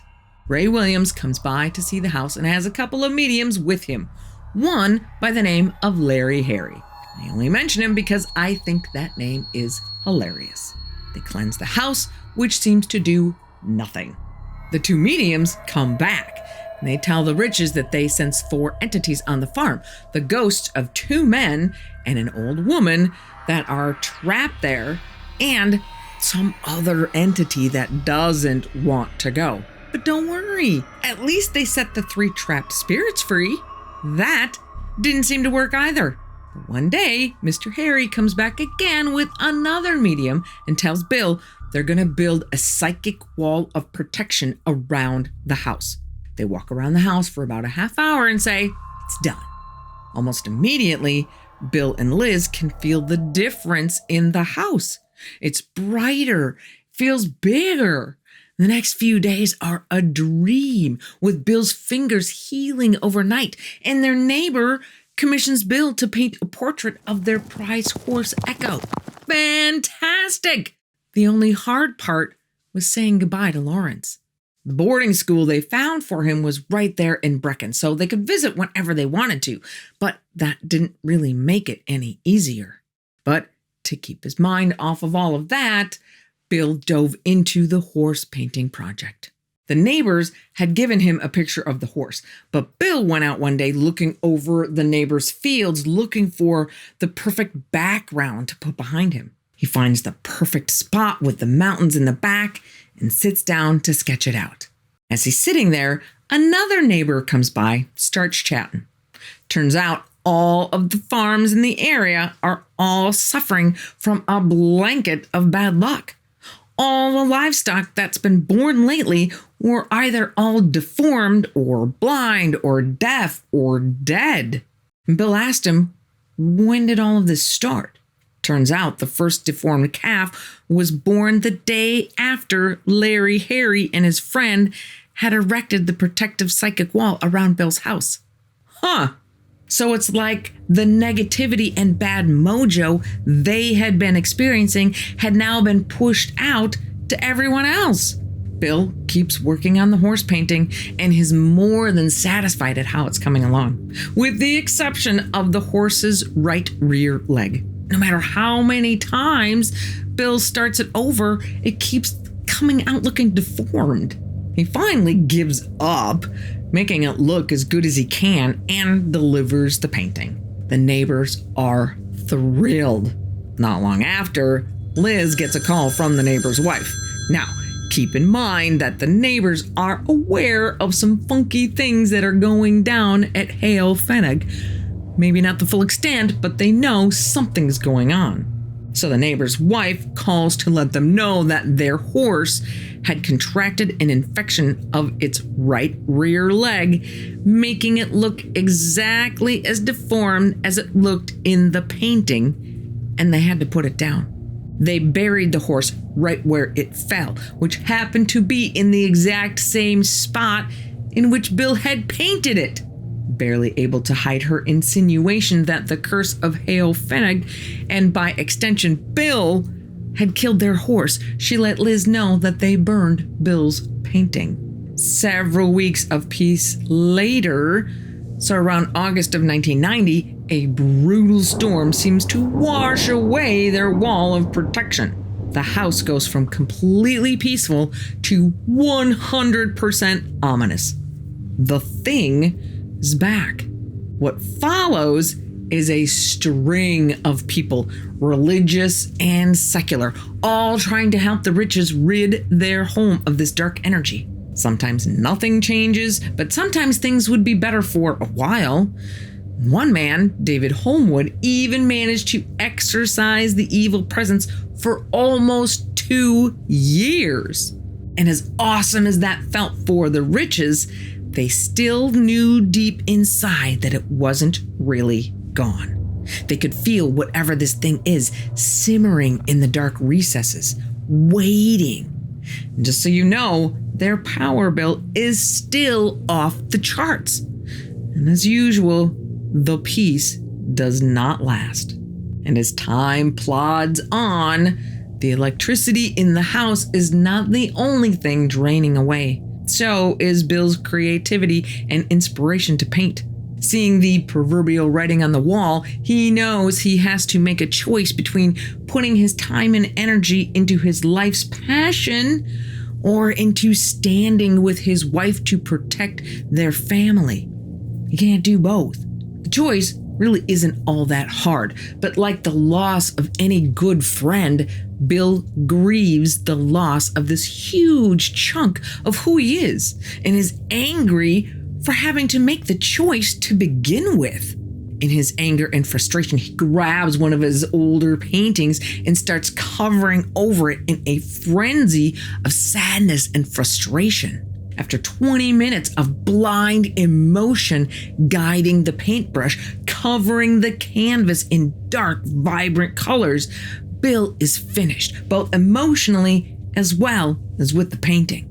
He sits back to see what the result is, only to be shocked at what he sees. In a sea of dark hues in turmoil, a bright white cross dominates the color storm. And for the first time in a long time, Bill sees just a flicker of light at the end of his tunnel. He names the painting Testimony. Throughout this entire ordeal, Bill and Liz just kept talking to people, going to the library and collecting any information they could find about the history of the property. One interesting thing they dug up is that in 1898, there was a murder. 23-year-old Thomas Edwards was hanged for taking an axe to the back of the head of one 18-year-old James Griffith. James's body was found buried in a muck heap a stone's throw away at the farm at Cumgoody, where they both worked as farmhands. But some say the actual murder happened at Heol Fanog. There are suggestions that it was a fight over money or a beef over a farmer's daughter. There's a surprise. But there is also the persistent legend that James was taken out because he witnessed some kind of ceremony of the dark arts variety. And supposedly, Thomas was told by someone in said dark arts ring that if he committed this murder, he would be taken care of. And that Thomas believed until the very moment the noose is tightened around his neck that someone was going to step forward with an alibi or something to stop this whole execution thing. But no one did. Maybe Thomas misunderstood what was meant by him being taken care of. Another interesting tidbit that comes to light comes from the local vet/animal control officer called the dog warden. The Riches had decided to try their luck with animals one more time and get a Doberman puppy named Bo, both for the kids, of which they now had 2, and the third one was due soon, and for protection. At first, the puppy was your regular puppy, but soon it was reduced to shaking and crying in its spot in the corner, obviously terrified of something. So the Riches called Liz Jones, the dog warden, to come and take a look at Bo just to make sure that nothing's wrong with him. After pronouncing Bo fit as a fiddle and admitting she has no idea what's causing his behavior, she confesses to the Riches that she almost didn't come. She never wanted to set foot on this property again. Turns out she's friends with Bridget Boscombe, the previous tenant of Heol Fanog. The girl who really didn't think anything of her spinning wheel? Well, Bridget has to go out of town, so she asks Liz Jones to take care of her animals for her. Liz says no problem and starts going to Heol Fanog every day to feed the animals. And guess what? She heard the clomping boots running down the hallway too. More than once. But she doesn't find anything wrong with Bo, so Bill takes him to the local vet, who also can't find anything wrong.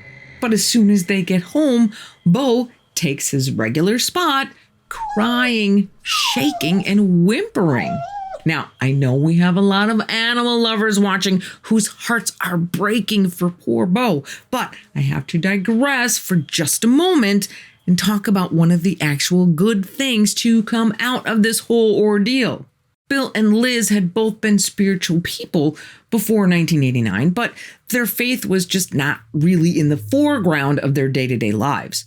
However, as the months and years of mental and physical torture tick by, not only do they figure out that they are stronger together than alone, but they discover that they are stronger with God than without Him, and are eventually baptized into the Baptist faith.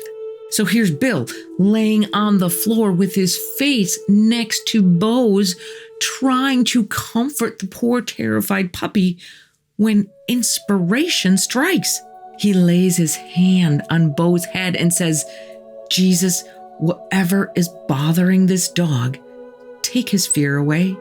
And with that, Bo stops shaking and whimpering and falls into a deep sleep he hasn't had in days, maybe even weeks, and is bothered no more. By now, the Riches had been given the name of another person who might be able to help them. David Holmwood has done a good job helping them keep the monsters at bay for a long time, but the Riches needed someone to get rid of it once and for all. Enter one Eddie Burke.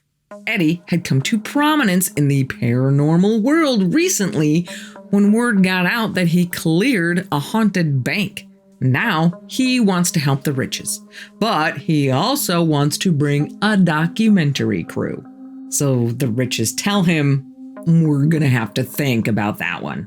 They really weren't sure that they wanted to invite that kind of publicity. And Eddie was not a Christian. All of their Christian friends tell the Riches to stay away from him. But one friend steps up and tells them to give Eddie a shot. Why not? No one else has been able to get rid of this thing. The Riches certainly are in full-on desperation mode at this point. The activity is more pervasive than it has ever been, with something unusually happening almost every day. And it comes in waves, ramping up like someone turning up the voltage. When it's at its worst, it even affects their children, who become much grumpier and harder to put to bed at night. But then something usually happens, like seeing the old woman in the children's rooms that drains that pent-up charge, dissipating the oppressive atmosphere for a while. But only for a while. Whatever it is, it's angry. The Riches decide to accept Eddie Burke's offer of help, but getting everything coordinated takes some time. The waiting is especially hard for Bill. He is about as low as he can go right now. His physical energy is draining away. Bills are piling up with no income in sight. He no longer has his painting as a refuge, and their third child has just been born, bringing with it all kinds of new pressures of taking care of the other two so Liz can concentrate on the new one. And just like they did when their second child was born, they had both of their mothers come to stay for help and support. But this house has a way of pulling out the worst in people. And just like the first time, perfectly cordial in-laws devolved into arguing, unhelpful distractions. So the Riches sent them home. One night, as Bill sits alone at the kitchen table, trying to comprehend how they had even gotten to this place, he looks up to notice one of their big, sharp kitchen knives sitting next to his arm on the table. Immediately, he's ticked off. He and Liz are always careful to make sure they put it back in the drawer so the little ones can't get their little fingers on it. Obviously, Liz must have left it out. How irresponsible can you get? He gets up, grabs the knife to put it back in the drawer, and a sudden thought rushes into his head. What would it feel like to run that blade over his wrist? He shoves the knife in the drawer, closes his eyes, and tries to shove the thoughts of death out of his head. But the thoughts don't want to go away. Think of how easy it would be. No more pressure, no more problems, just peace. He tries to flood his head with positive images of Liz and his children, but the dark thoughts keep winning. He opens his eyes again, and there's the knife, the one he had just put away in the drawer. Come on, it'll be over in an instant. You won't feel a thing. Bill lashes out, knocking the knife to the floor. When Liz comes through the door to see what happened, she finds Bill on his knees on the floor with tears in his eyes. Bill says, "This house wants us. And if we don't do something soon, I'm afraid it's going to get us." By the time Eddie arrives, it's March of 1993. Now, he's not really your typical ghost hunter or medium. An experience as a child got him to thinking that maybe there's more to this life than we know, but he spent his adult life as a principal science officer for the civil service. Pretty no nonsense. But then in 1970, his wife dies of a heart attack and appears to him, causing him to look more toward what we can feel than what we can see. As he sits down with friends to discuss the happenings at Heol Fanog, Eddie suddenly feels information coming through to him, telling him there is much confusion at this place. Many layers of influence, some of which are unpleasant, and that he needs to keep his mind open and his senses sharp. When Eddie, with the help of his friend, Captain Ferguson Cunningham, get to the house, Eddie follows the instructions coming to him by the guides who promised to help him. He lays down a barrier of light around the property's perimeter and another around the house itself. Eddie tells Bill that there is a concentration of energy here, and it's not friendly. But he can see that the house is filling with light. He can sense the presence of Christ and hears the words, "And there will be nowhere left for them to go. The light shall prevail." Eddie asks Bill if there's some cross of significance nearby, as he's also hearing, "And so I shall leave my mark and my protection upon this place." Bill stops for a moment and smiles knowingly and leads the man into the house where his last painting, Testimony, hangs on the living room wall. Bill's mind is blown. All this time, he saw the cross in his painting as the hope of Christ swimming in a sea of evil. But instead, this whole time, it's been the image of God's defeat of evil. The day after Eddie's visit, the ever-spinning electric meter starts to slow down. Something's working! Eddie warns them that the activity and cleansing that has taken place at Heol Fanog is now going to become a beacon for other souls looking for the light. So don't be surprised if you start seeing more apparitions. And they do. But none of them give off any ill intent vibes. Instead, it's like they're all just passing through the house on their way to somewhere else. Not exactly the result they were looking for, but better than evil. The house is bright and happy again, and Bill's son, Lawrence, who pretty much did a 180 after getting out of that house, comes over to play with his brothers and sister on a regular basis, and laughter fills every space. But Bill and Liz can feel that things are not quite right. Somewhere in the flurry of vicars and mediums, someone had managed to release Marion's spirit. And Eddie says he was able to release the spirits of both the murderer and his victim, the two male spirits that were there. Whatever that last dark force is, it's not quite gone, and the electric meter starts to spin faster. Now, before you come to any conclusions about this last entity being an actual demon, there are a couple more avenues to consider. Way back, when Bill and Liz had just become an item, young Lawrence was fascinated with Egypt. So the three took a bonding vacation to Egypt, including a tour of the Pyramid of Cheops, the largest of the three pyramids of Giza. They all got up really early to beat not only the heat of the day, but the other tourists as well. And it worked. They were the only ones around when they started up the dark passageways that led to the burial chamber. Once they get in the chamber, Liz can see these flashes of light within the rocks, like laser lights. And she asks the boys, "You see that?" And both boys say, "See what?" But then they all feel a presence enter the room with them. Totally creeped out and feeling like they're all in danger, they all take off running out of the chamber through the tunnels and don't stop until they are outside in the sunshine again. And Liz would later report seeing those same flashing lights again in their barn. But the Egyptites don't stop there. As the encounters in their house were at their highest levels, both Bill and Liz saw an entity that they both describe as being about 7 feet tall, all black, with the head of a bird, closely resembling pictures and statues of the Egyptian god Horus.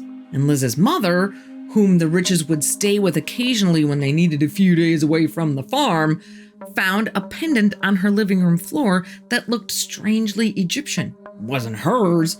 Knowing they had been to Egypt, she assumed it was a souvenir of Liz's and handed it to her. "Here, I found your pendant." But neither Liz nor Bill had ever seen it before. Liz hands it to Bill, who immediately drops it on the carpet after getting hit with what felt like an electrical surge through his arm. Bill takes the pendant outside and smashes it with a hammer. So maybe the family accidentally brought back some kind of spirit from the ancient tomb of Cheops. But there is still one more avenue to explore: ley lines. During the parade of interested parties that waltzed through Heol Fanog over the 6-year ordeal, many were searching for ley lines. A ley line is a theoretical line of energy that flows through the earth. And if you check out a ley line map, you'll see that many churches and ancient monuments have been erected on these lines. What I didn't know is that these lines are said to either follow or are created by underground rivers, and the energy emitted can either be positive or negative. So dowsers, people who are skilled at detecting underground water and minerals, can also detect these energy channels.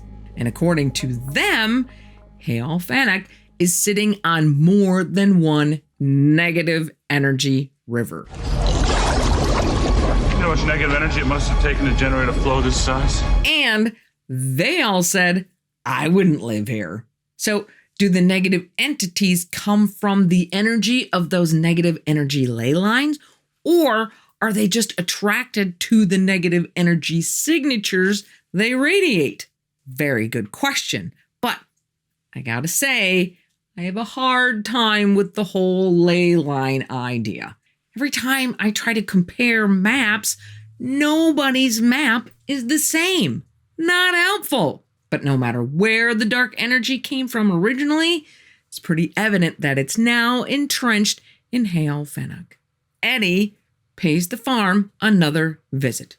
And as he's getting in touch with the dark presence, which he describes as something without form, without personality, something very ancient, the oppression in the room ramps up. He describes the force as something primitive, possibly a force summoned by early pagans who did not understand the power they were messing with. As Eddie is dealing with that entity, the tape recorder that had been set up and turned on in the corner suddenly lets out this loud crack, like it's been struck by lightning or something, and stops. The oppression that filled the room is gone. Since Eddie's second visit to Heol Fanog, there has been no reports of any strange phenomena at the farm. And the electricity bill is now below the average for a house that size. I wish I could say, and they all lived happily ever after, but I can't. In the aftermath, it seems as if the dark force had just taken too much from Bill, who turned to alcohol to try and erase the memories. After leaving Heol Fanog, now nicknamed Hellfire Farm or the Welsh Amityville, Bill and Liz divorced, and Bill passed away in 2016. One of Bill's biggest fears is that the house would get them. Looks like in the end, it did.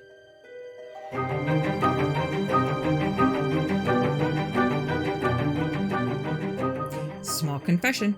I had heard of Wendigos before, but I'd never really looked into them before I started researching for this video. Oh my God, how horrifying. The mimicry, the cannibalism. No thank you. And while doing all that research, I found 2 of the most terrifying Wendigo stories. So hold on to your teddy bears as we go deep into the Wendigo. The writer of this story says that due to the nature of the encounter, she prefers to remain anonymous, but instead uses the pen name Alex. On September 13th of 2016, Alex is driving up the Bighorn Mountains outside of Buffalo, Wyoming. And just like every other trip, she packed accordingly. 2 bottles of water, 6 Nutri-Grain bars, and a loaded handgun. And she drove up to this area 4 or 5 times a week, never worrying about ghost stories or monsters. As far as she knew, these mountains were mostly harmless, with the exception of some predators that are rarely seen and the weather. But something in her changed on September 13th. Instead of going to her usual neck of the woods, she went to a remote campsite known as Hettinger, about 15 miles outside of town. It's a beautiful place where if you cross the fence, you can get up to a peak where you can see for miles. And as she's looking out over the majestic snow-covered landscape, she sees a tall, slender figure marching through the blanket of snow. Now, normally she would just ignore it as a hunter on the move, but Hettinger was pretty far away from any known hunting areas. And to this day, she wishes she would have just packed up her things and left right then. She wishes she had never peeked through her binoculars. But sometimes, knowing is the only safe option. And Alex says she will never let herself forget that moment. The moment she peers through the cold glass over the winter plateau. The moment she focuses her lenses and the figure becomes clear. And she drops behind the rocks. She is 1,000 feet away or more, hidden by a rock and within the tree line. But it's looking at her, as if it can see her. But that's impossible for a human. But then again, this thing, whatever it isn't human. And Alex peeks back up over the top of the rock without her binoculars to take another look. And it's just standing there, sniffing the air, looking at her. Her heart sinks and she can't move. She is frozen in fear. But she looks around her and sees that about 200 feet behind her is a small rock cave, big enough to squeeze into and deep enough to hide in the dark. So crouching down, she slowly inches her way backwards toward the entrance to the cave. And just before she's at the cave entrance, she straightens up a little bit to take one last look, and it's sprinting towards her. Alex moves as fast as she can into the cave and tucks herself in. And the moment she makes it, the creature's now standing exactly where she had just been standing. Its skin looks damp and gray, and it has really long hands with really long fingers to match that end in big, sharp, dagger-like claws. And she moves her hand to cup her mouth to cover her breathing, which is out of control. But as she moves her hand, a little rock tumbles to the frozen ground. And she looks down at the rock and snaps her head back up to see its cold eyes peering into the darkness of the cave, searching. It's almost as if it can't see her, but it knows something is there. And Alex stands as still as a statue, with her breath stuck in her chest. And it reaches in, groping around, and it almost finds her backpack. And after about 5 minutes of forever, it seems to give up and go back to just sniffing the air. And she waits there in shock, the suffocating weight of fear bearing down on her with every passing moment. Now the cave entrance quickly gets dark as night starts to fall, and the creature finally wanders off. And Alex waits a little longer to poke her head out, but when she finally does, she takes a look around and sees nothing. Like really nothing. Not only is the creature gone, but there are no footprints or tracks or anything that show it was even there. Well, she decides it is time to go, and she cautiously leaves the protection of the cave, watches her footsteps to make sure she's not making any noise, and makes her way back down to her car. And she even uses her key to unlock the door instead of using the button lock. She gets in and she sinks down and she takes one last look. She doesn't see anything. And Alex finally gets up the guts to actually start the car, puts it into reverse, and starts to exit the parking lot so she can drive down the road that will take her to the main highway. And she's just about turned around when she sees it. And it is as tall as the trees, and it is staring at her. And she hits the gas, and the car starts fishtailing on the frozen pavement. But she manages to get it going straight again and keeps driving. And as she reaches the main road, she looks in her rearview mirror and she sees that the thing is following her and keeping up. And she looks back at the road and keeps her eyes there, just focusing on driving and not crashing. And after a few miles, she looks in the mirror again and it's gone. And to this day, Alex has not been back, not even to that region of the mountains. And since that day, she has spent a lot of time figuring out what that thing was. And she found several myths about the creature and its origins. And her advice? Stay safe and know that the world is far more vast than we know.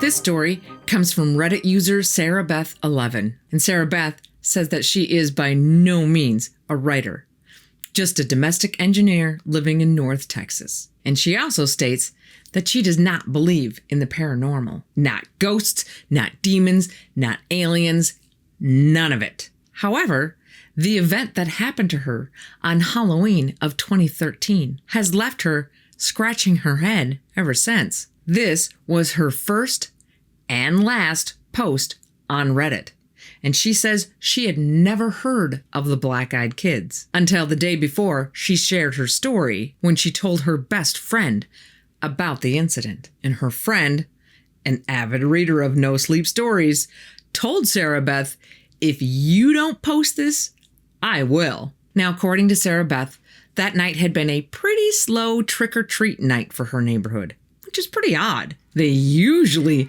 have kids from different areas being dropped off in their neighborhood, creating a constant parade of kids at the door.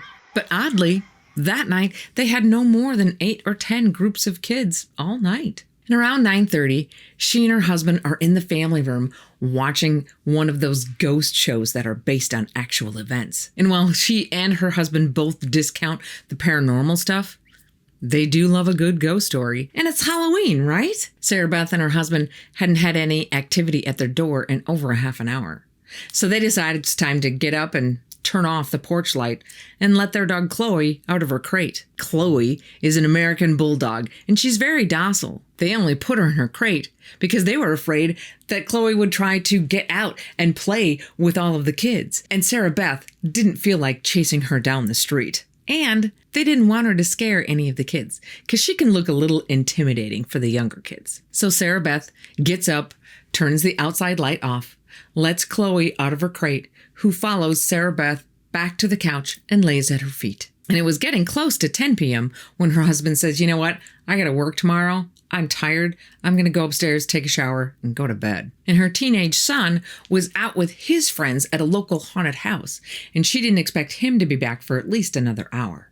So that left Sarah Beth alone on the couch with Chloe. Now, just because she says she doesn't believe doesn't mean those ghost shows don't freak her out a bit. And now, watching them alone, she admits she was a little on edge. It wasn't long after she heard the water upstairs turn on for the shower when she hears a light knock, knock, knock at the front door. And Sarah Beth's initial reaction is, "What the hell? It's 10 o'clock. Go home." But an uneasy feeling comes over her. Why the knock? Their doorbell glows, and in the dark, without the porch light, it would be extra bright. It would be extra obvious to anybody standing there. And Sarah Beth pauses. She can't really ignore it. Their front door has a big beveled glass panel, and anyone standing right at the door can see in enough to see that somebody is in the family room watching TV. It would be pretty rude for her to just sit there and not answer it. Knock, knock, knock. Again from the door. She glances down at Chloe, and Chloe is gone. And Sarah looks along the usual path that Chloe takes to the front door, expecting her to be on her way there. But nothing. Chloe's not there. Sarah Beth stands up to look around the room better and finds Chloe crouching by the back door like she wants to go out. However, Chloe never asks to go out that way. She always comes and licks Sarah Beth's hand or puts her head on her knee. That was totally out of character for Chloe. And Sarah Beth admits that Chloe's odd behavior only heightens her anxiety. "Chloe, crate," she says. Chloe just turns back to look at Sarah Beth like, "Hell no, lady. I ain't moving." And Sarah Beth yells up to her husband, but she knows if he's already stepped into the shower, there is no way he's gonna hear her. Knock, knock, knock. Again. About that same time, a car drives down the street and casts just enough light onto the door that Sarah Beth can see the silhouette of two young children on the other side of the glass. She instantly feels relief. It's just some kids. Probably a couple of neighbors who are on their way back home for trick-or-treating and just want to stop and show Sarah Beth their costumes. And she heads to the door and looks back to make sure that Chloe isn't following her. What a great watchdog, she thinks to herself as Chloe just sits there, not moving any closer to the door. And Sarah Beth turns on the porch light when she gets to the door, and sure enough, she can see through the glass that it's two pretty young kids. And she thinks, it's a little late for such young kids, and wonders about what kind of parents would let their kids roam the streets this late at night. And she opens the door, but only wide enough to where she can block Chloe's escape should she decide to get brave. So only a couple of feet. And what strikes Sarah Beth immediately as odd is that the kids aren't wearing any costumes, just their normal street clothes. Also, no customary trick-or-treat either. And Sarah Beth starts to feel very uneasy again. Standing at the door are a boy and a girl. The girl to Sarah's left is older, about 11 or 12, and she can tell the girl is blonde but she can't make out any distinct features because of the way that the porch lights are hung. Most of the light falls behind them, and Sarah Beth had not opened the door wide enough for any of the inside light to fall directly on them either. But she can tell that the boy is younger, probably a foot shorter, maybe 8 or 9 years old, and looks to have light brown hair. The girl very politely speaks up. "Ma'am, can we come inside to use your phone to call our mom?" As the girl speaks, something in the pit of Sarah Beth's stomach is telling her something is wrong. What kid, even at that age, doesn't have a cell phone of their own these days? She can't remember the last time anybody asked to use her home phone. Hun?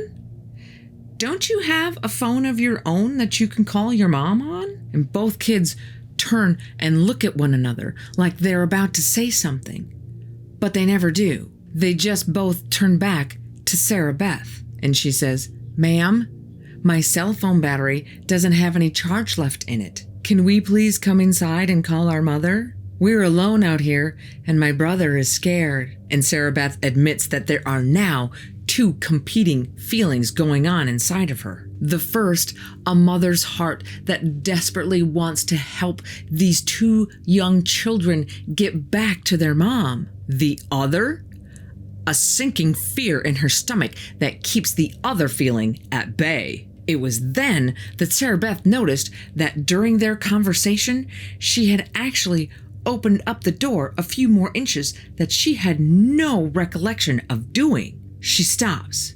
"Honey, why don't you give me your mother's number and I'll call her myself?" Another pause, and the kids once again look at each other without saying anything. And after a moment, they both turn back to Sarah Beth, and the girl says, "Ma'am, my little brother needs to use your bathroom.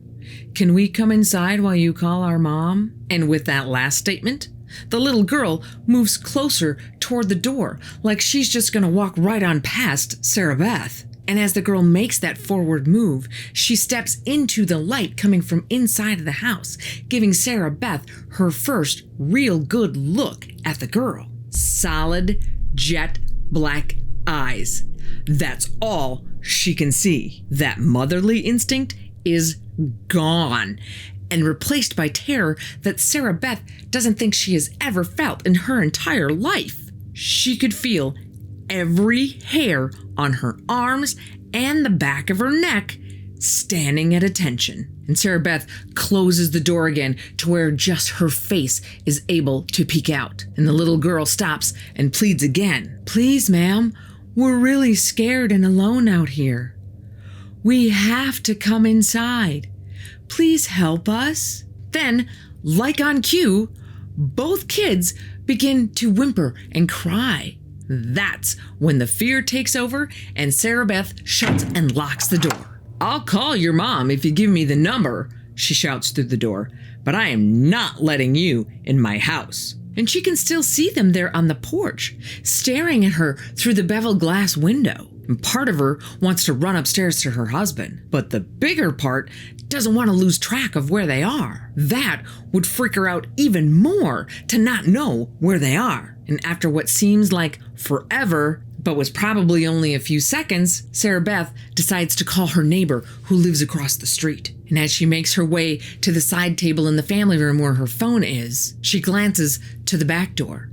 Chloe is nowhere to be found. They later find her in the guest bedroom under the bed. And when Sarah gets her phone and starts looking through for the contact information for her neighbor, the kids step away from the window and begin to walk towards the street. And with her phone in hand, her finger poised to hit the button to call the neighbor, Sarah Beth walks closer to the window to see if she can see where the kids went. Once she's close enough to the glass, she can see out enough to make out people's shapes, but she can't see much detail. Of course, standing that close to the door makes it pretty obvious for anybody outside to see that someone is standing right at the door. But right now, Sarah Beth doesn't really care if these kids know she's watching them. From the door, Sarah Beth can see that the kids are standing at the street lamp nearest to her house, staring at her. And only after she hits the button to actually dial her neighbor's number and puts the phone to her ear do the kids start walking away down the street. And once Sarah Beth sees her neighbor come out and go stand underneath that street lamp, she goes out to meet him, and the kids are nowhere to be found. As she says, she doesn't believe in any of this stuff and had never heard of black-eyed kids before talking to her friend. What she really thinks, what she has to think, is that these kids were just out yanking people's chains on Halloween night. But she will say this for them: they were good. Really good. They scared the crap out of her and her dog.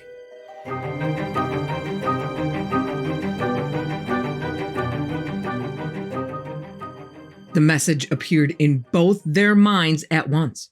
I'm going to kill you. But that was just the beginning of a nightmare that would claim the life of a loyal dog, destroy a marriage, and drive one man to drink himself to death.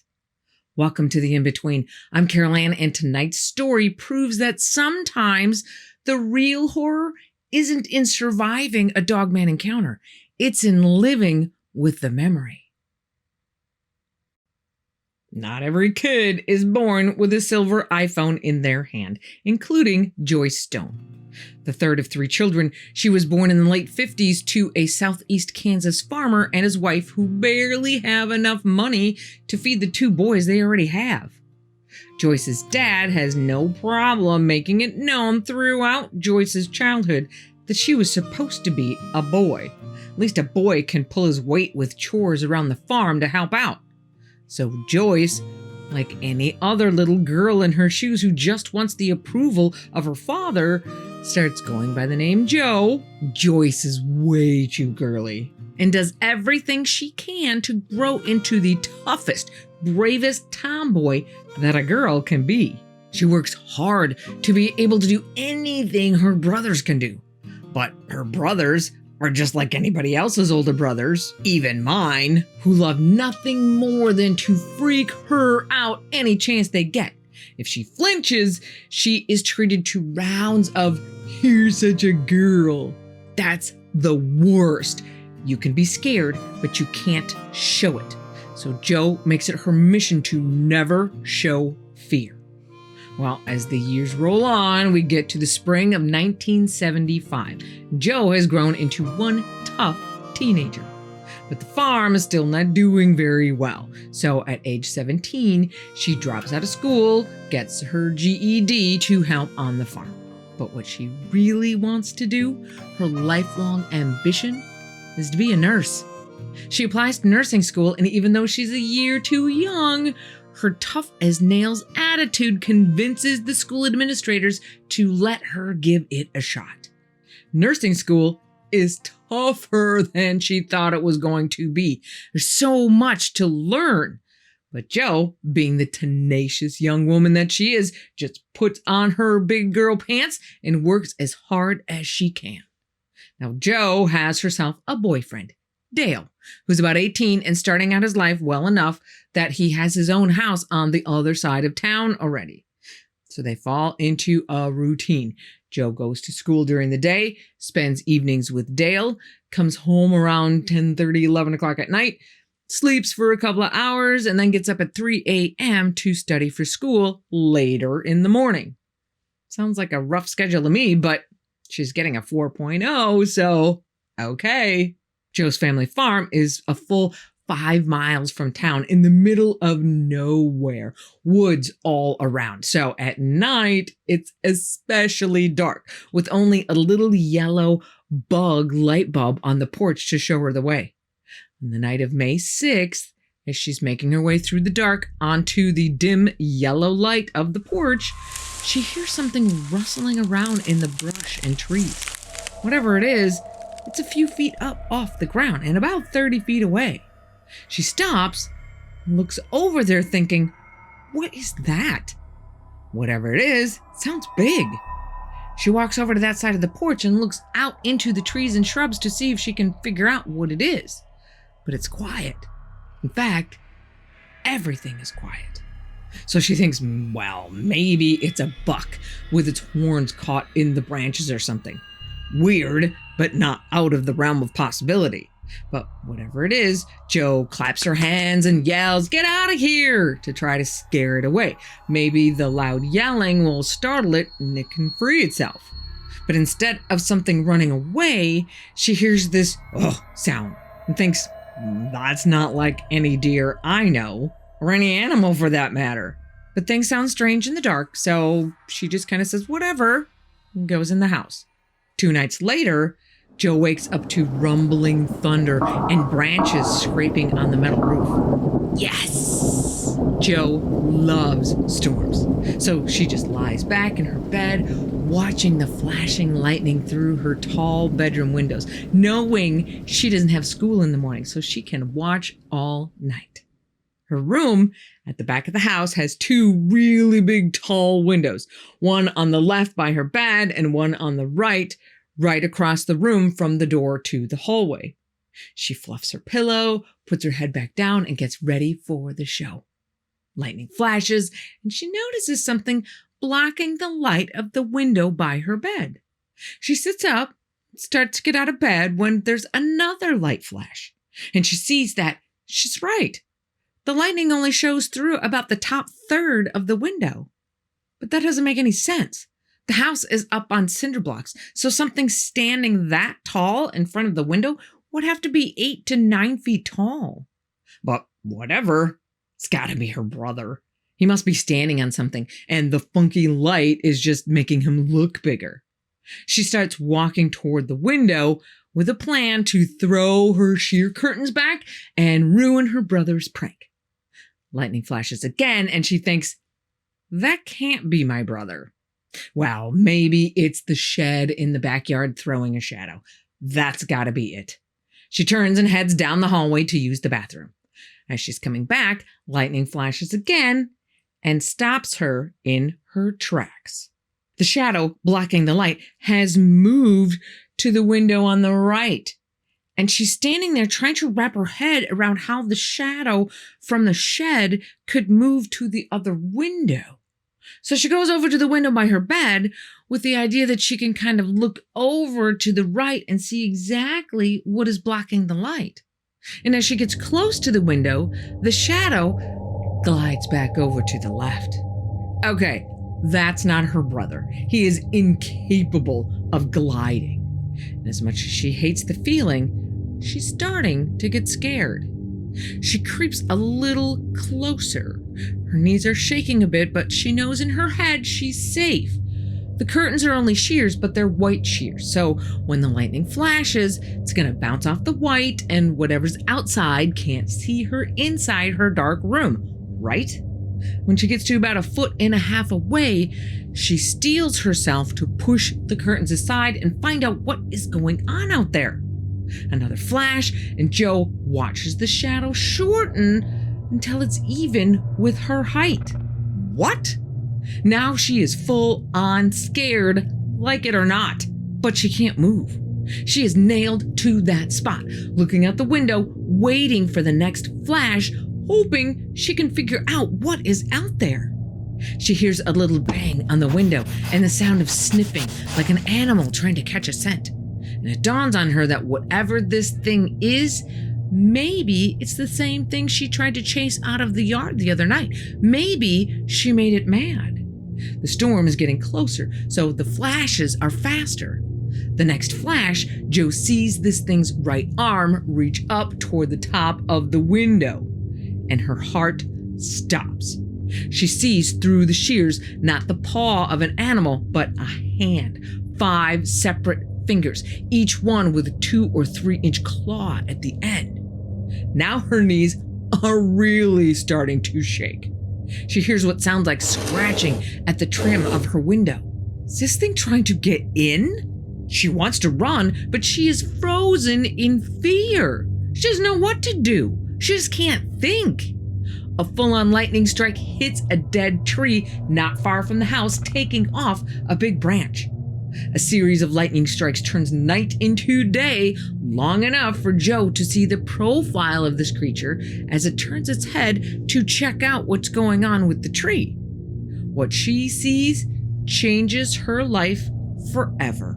It has a wide head like a wolf, but massive. It has ears on it like a German Shepherd or like a Doberman, maybe 4 or 5 inches long with tufts of hair at the end. This nose on this thing is way longer than anything she'd ever seen on a dog or in pictures of wolves. She sees bright white teeth that are about 3 inches long, with canines that are even longer. Its fur is all black, and from what she can see, this thing is jacked. Jo's body finally catches up with her head, and she takes off running into the living room, jumps on the couch, and covers her head. Her whole body is shaking. Her head goes into overdrive, trying to figure out what to do. Should she tell her family what she saw?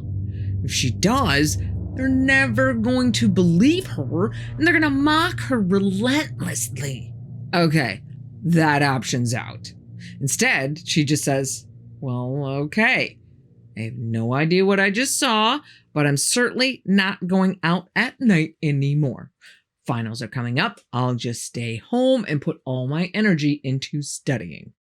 By the next morning, Jo's trying to convince herself that she didn't really see what she knows she saw. As she leaves for school, she casually goes around the house to the back to check out the tree that was struck by lightning. The tree branch is right there on the ground. Okay, that happened. So she looks up at the trim around her bedroom window and sees fresh gouges in the wood and flecks of black trim paint on the ground and thinks it wasn't a dream. That really happened. So now Jo's afraid to be in her room. She just has this feeling that she's somehow made this thing mad. So, new plan. From that point on, she takes naps in her room in the afternoon while it's still light out. Then she takes out her clothes for the next day, hangs them on her bedroom doorknob, and sleeps for a few more hours on the living room couch until her alarm goes off at 3 a.m. when it's time to wake up, turn on the lamp, and start studying for school. Problem is, the lamp shines right into her parents' room. So her dad says, "Nuh-uh, I can't sleep. You're going to have to take your studying back into your room." Well, that's not going to happen. So Jo has a new idea. She'll study in the kitchen. Seems like a solid option. When you walk into the kitchen, it has windows on 2 side walls that have white curtains on the bottom half, and then a door to the outside on the far wall. So she sets up a little reading lamp on the table so she doesn't have to use the big fluorescent overhead lights that late at night. And she figures out that she actually really likes it there. As she's studying, she can look up at those white window curtains and use them as kind of a mental whiteboard to figure out whatever problem she has in her head. Just a couple nights into this new routine, so May 10th, just 4 nights after the thunderstorm, she's in the kitchen at 3 a.m. studying when she feels a sensation that is totally new for her. She feels the hair on the back of her neck stand up. Jo has no idea how she knows this, but she knows in that instant that this thing is back and it's watching her through the windows behind her. Remember, with the house foundation being up a bit and with the curtains covering the bottom half of the windows, this thing has to be 8 to 9 feet tall. It starts to growl, the deepest, biggest canine-sounding growl Jo has ever heard. She can feel it just as much as she can hear it, and it freezes her solid, head down, looking at her books and pencil frozen on the page. As the monster continues to growl, she can hear it move around the outside of the house, past the door to the backyard, and back up the other side until it is right in front of her. She keeps her eyes on the page in front of her, too afraid to look up at the window, when a thought pops into her head. If you look it in the eyes, it will come into you. Well, what does that mean? Does it mean it's going to possess her? or it's just going to tear through the glass and physically come in and get her. Jo doesn't know, but she doesn't plan on finding out. She's had enough experience with animals to know that a lot of times, if you look it in the eyes, it's a challenge, and she has no intention of challenging this thing. But her head starts drifting up, like it's following orders from somebody else. And she thinks, no, not going to look at it. Don't look at it. She tries closing her eyes, but her eyelids won't even move. And then she sees it. She sees these neonish yellow-green lights hovering 6 or 7 inches apart, and she thinks, well, that's ridiculous. Something way too tall would have to be out there with a little lantern or something to make that kind of eye shine. But again, her body finally catches up with her brain, and she stands up so fast that her chair goes sliding across the floor behind her, smacking into the fridge. The bang is like a starting gun, and she takes off running to her parents' room, barges right in on her sleeping parents, and dives onto their bed, landing right between them. She just about gives them a heart attack, but she is terrified, and she doesn't care who knows it. Her mom reaches over to turn on her light and says, "What is going on?" But the only thing Jo can manage to eke out is something about a monster outside. Her mom, thinking this has to be some kind of stupid joke, says, "Do you want me to go outside and make that big bad monster go away?" Jo starts crying hysterically, and it finally hits her mom that whatever's going on is actually serious. Jo's dad turns over, looks at Jo, who's shaking uncontrollably, and says, "Are you afraid?" Hoping he would get her standard response of, "I'm not afraid of anything." But that is not the response he gets. Instead, Jo looks up at her dad, the last person in the world she wants to show fear to, and just nods her head yes. Her dad puts his hand on her arms and says, "It's okay. You just fell asleep while you were studying and had a nightmare." And Jo so wants him to be right. She nods her head yes, and actually chooses to believe him, because the having a nightmare scenario is a way better option than the thought of this monster coming back and finding her again. So she goes back out onto the couch. She's not going to be sleeping tonight, so she throws a blanket over her head with a lamp underneath so she doesn't bother her dad, and tries to study. Her dad comes out and sees what she's doing and says, "Don't be ridiculous. Just go back in the kitchen and study." Not a single fiber of her being wants to do that, but she does. And nothing else happens that night, or for the next couple of nights. She's finally starting to relax a little bit and get back in the groove of actually getting some real studying done, which is kind of important because she has finals coming up in just a couple of days. But the third night, it happens again. Hair standing up on the back of her neck. She thinks, no. She braces herself for the growl to come from the window behind her. Jo's head starts again, involuntarily moving to look at this thing at the window, which is already standing in front of her. This time, Jo can see the whole head move, and she realizes just its head takes up most of the width of the whole window. Looks like a werewolf. She takes off out of the kitchen into the living room, diving onto the couch, and covers her head. The next day, Jo tries to figure out what to do. She can't keep doing this. She can't get any studying done, and finals are tomorrow. So she calls her boyfriend Dale and says, "Can I come over to your place and study tonight?" Dale, who hasn't seen or heard from Jo in a few days, asks her, "Are you breaking up with me?" Jo says no, but I'll explain later. So that evening, the two go out for dinner, and Jo musters up the courage to tell Dale, "I'm being stalked by a werewolf." Dale starts to laugh, and Jo starts to cry. This is the one person she thought she could tell that might actually believe her. Dale sees the tears well up in Joe's eyes and fall down her face and realizes she's serious. What is going on? This is not the toughest nails girl I know. So he says, you know what? I'm sorry. Let's go get your stuff, get your books, get your clothes. You can spend the night. I'll stay up and stand guard while you study. And you know King won't let anything get by him. King is Dale's huge pit bull who still won't allow Joe into the house without a full inspection, even though she and Dale have been seeing each other for like 6 months already. There is nothing that dog would not do for Dale. So they head over to his place and park themselves on the living room floor, Joe with her books spread out all over and Dale watching TV or whatever to pass the time. Time rolls on, and it's almost 4 a.m. Joe's feeling pretty good. Nothing's happening and she's getting some good work done. Dale says, "You want something to drink?" And Joe says, "Sure." Dale gets up and walks over to the fridge. Now, the living room and the kitchen areas are pretty much just one big room.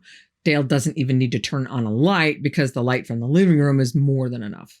After a few minutes, Joe realizes that he hasn't come back. She looks up into the kitchen and sees Dale still leaning over, looking into the fridge, when she hears him speak in this high-pitched, strangulated tone that she has never heard from him before. Come here now. Joe walks into the kitchen and bends down to look into the fridge to see what the problem is. And she sees that everything inside the fridge is shaking because Dale is shaking. Then they both hear this crying, whimpering coming from outside. Is that King? Dale says, "It can't be King. He doesn't cry like that." That's when the hair on the back of Joe's neck starts to stand up. And she thinks this cannot be happening. She's miles from her house. How could this thing track her so far? But then comes the growl. Joe freaks out. Oh my God, it followed me. Dale grabs Joe by the wrist and starts dragging her out of the kitchen. And keep in mind that Joe weighs 110 at best, and Dale's like 6'2" and weighs about 210. So if he's taking her somewhere, she's going, like it or not. So he starts dragging her out of the kitchen, but stops on a dime, staring out the window.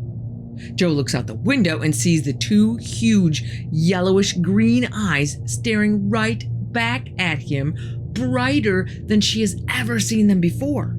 She looks back at Dale, and he looks like he's totally zoned out, almost like he's in a trance. She looks back out the window, and she can see that this thing has what looks like a thick lion's mane of jet black hair surrounding its head.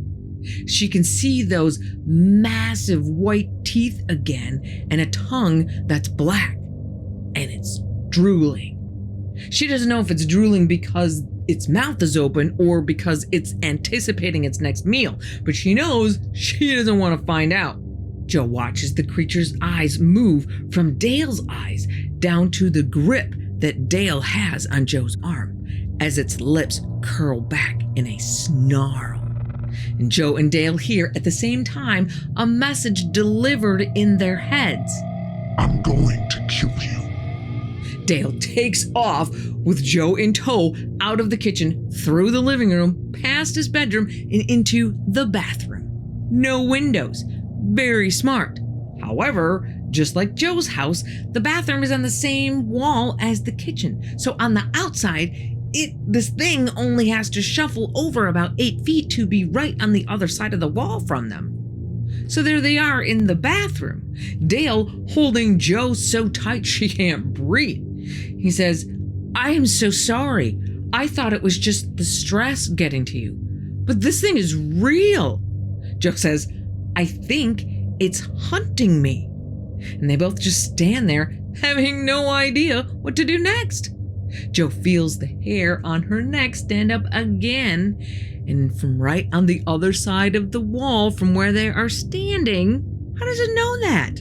Comes this roar 10 times bigger and deeper and more vicious than ever before.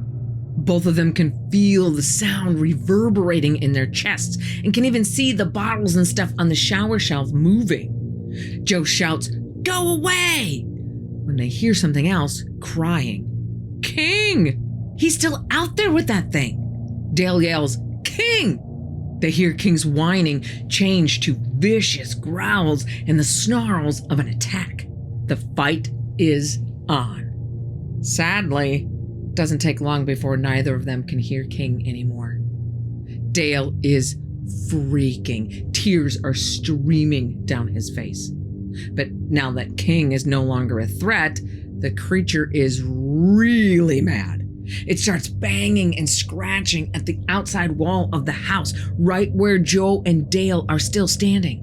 They hear the siding cracking and being ripped off as this thing is tunneling through the wall, roaring in anger the whole time.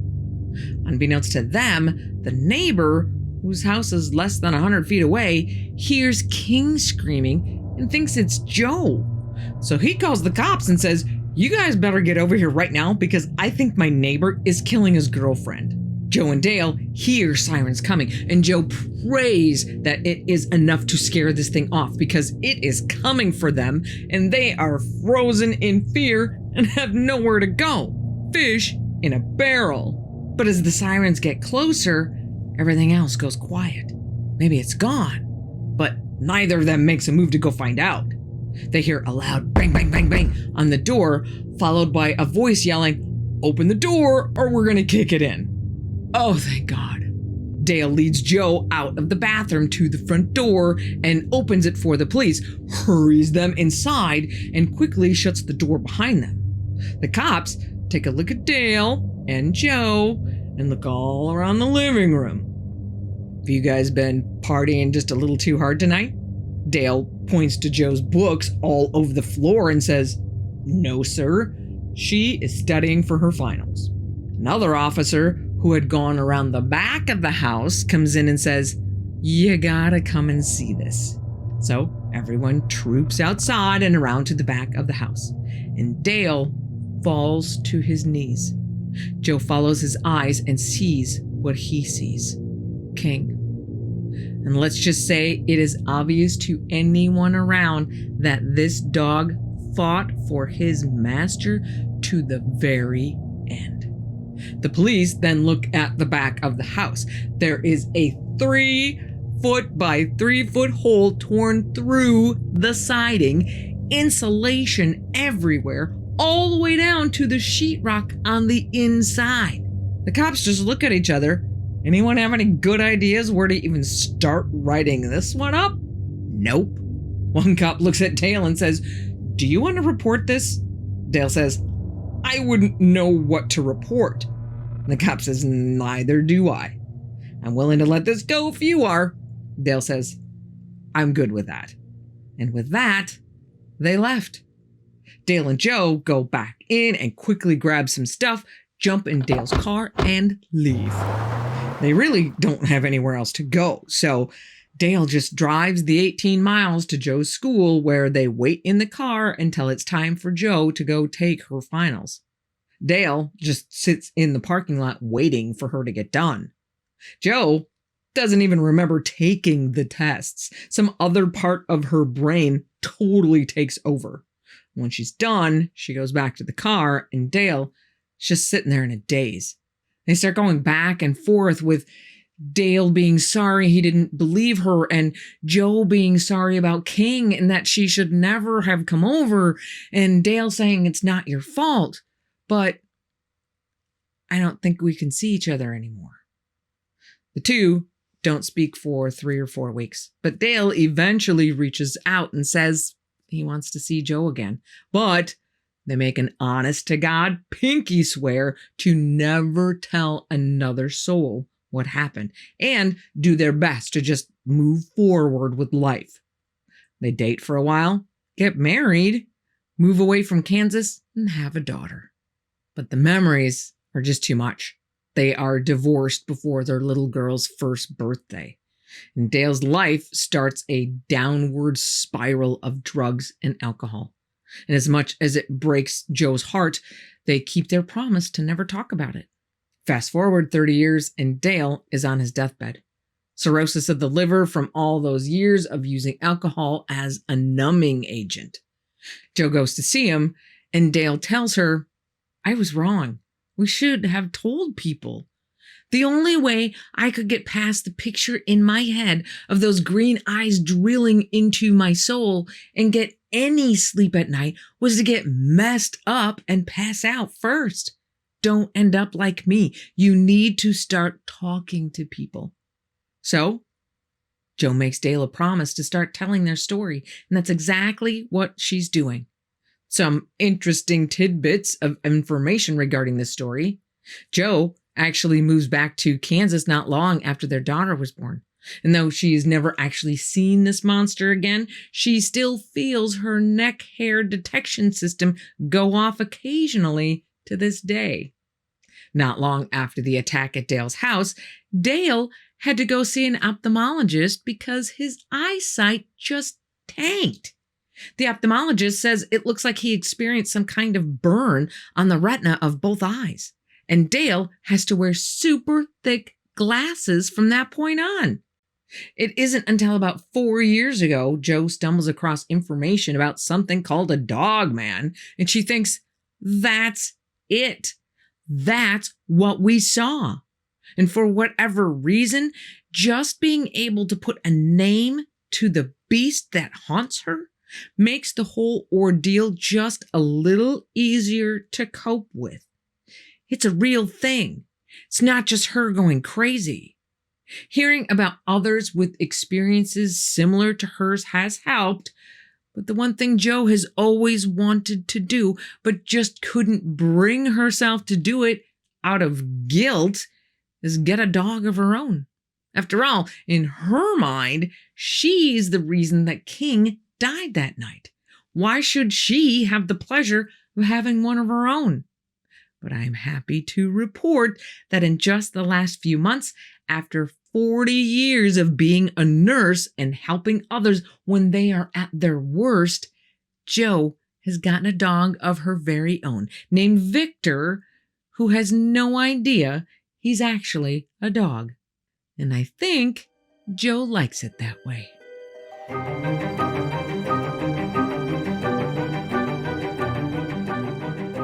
I know we spend a lot of time talking about specific monster encounters, but what about the things that happen in regular life that are totally unexplainable and just damn creepy? Those are the stories that we have for you today.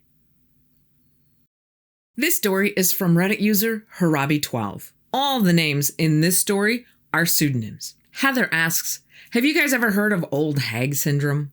Or maybe sleep paralysis? For years, she had no idea that it actually had a name. But it happened to her a few years ago when she was 15, back in the year 2000. It started with a trend of sleep paralysis nights back to back. One of those nights, she even heard a voice talking to her in a different language. Fast forward about a week, her little nephew Troy, who's about 8 years old at the time, was staying with the family for a while. And they both were getting ready for bed because it was night and they both had school the next day. And Troy was in the shower and Heather was on the phone. And Troy comes out of the shower, scared and pale, and asks Heather, can I stay in your room tonight? And Heather says, why? And Troy says, some voice is talking to me in the shower in a different language. Now, Heather had told no one about the things that were happening to her, so she is shocked when she hears the same things are happening to Troy. Plus, Troy hated sleeping in Heather's room because Heather would just mess with him all night. So she knew it had to be pretty serious for him to want to stay in her room. That same night, the old lady that Heather keeps seeing in her dreams actually appears in front of her. At first, the old lady is brushing her dry, shriveled, white old hair with Heather's brush in front of the mirror. She is old, wrinkled, and hideous, and has kind of a hellspeak voice. Immediately, Heather tries to get up, but she can't. She tries to scream, but no sound comes out of her mouth. And as Heather's watching, the old lady disappears from where she's standing by the mirror and reappears right next to the bed by Heather. And she grabs Heather's arms in her cold, bony hands. Heather feels cold and scared, and the old woman keeps saying, "Come with me!" And Heather can't scream, but she keeps shaking her head no. And Troy is moving and shaking like he's having some kind of epileptic fit, which he's never had before. And Heather feels more than helpless as she cannot reach out to him. She cannot help him. And for the next 4 hours, Heather can do nothing but watch as all kinds of strange creatures come out of the shadows around her room. Finally, at 5:30 a.m., Heather's sister Chrissy wakes up and feels kind of weird. And she decides she's going to go down to the kitchen and get a glass of water. So she puts the glass under the ice dispenser of the fridge, pushes the glass back, and 2 cockroaches, which they have never had before, come falling out of the dispenser. Chrissy drops the glass and screams. And that scream made the nightmare happening in Heather's room disappear.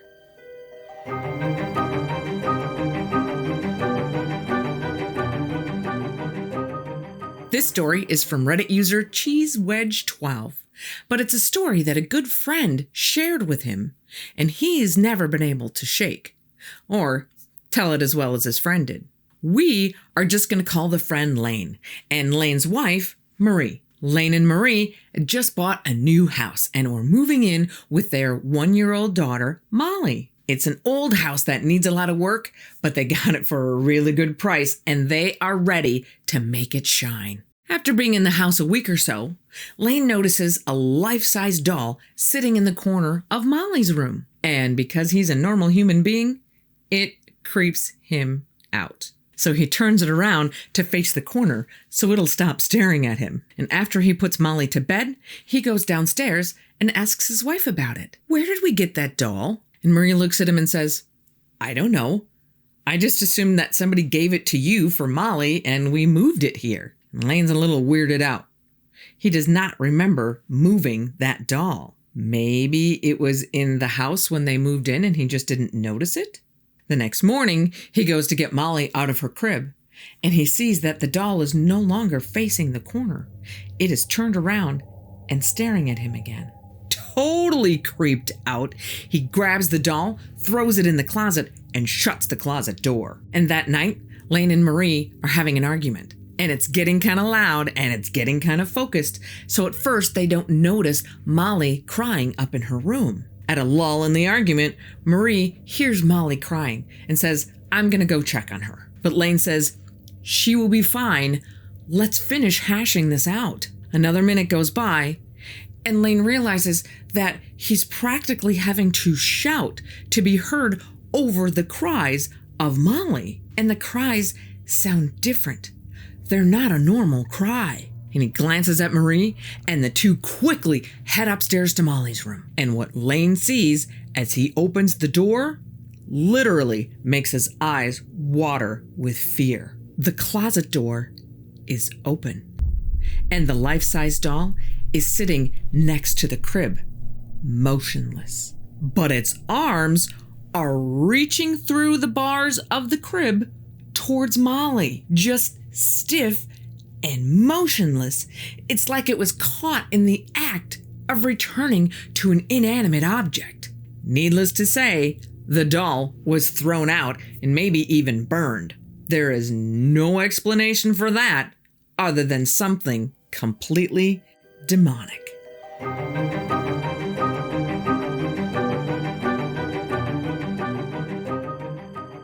For 40 years, something has been hunting villagers in Peru's Amazon jungle. Armored figures floating silently on hovering platforms using technology that shouldn't exist. When 15-year-old Talia fought back and escaped, she revealed the truth about Los Pelicaras, the face peelers.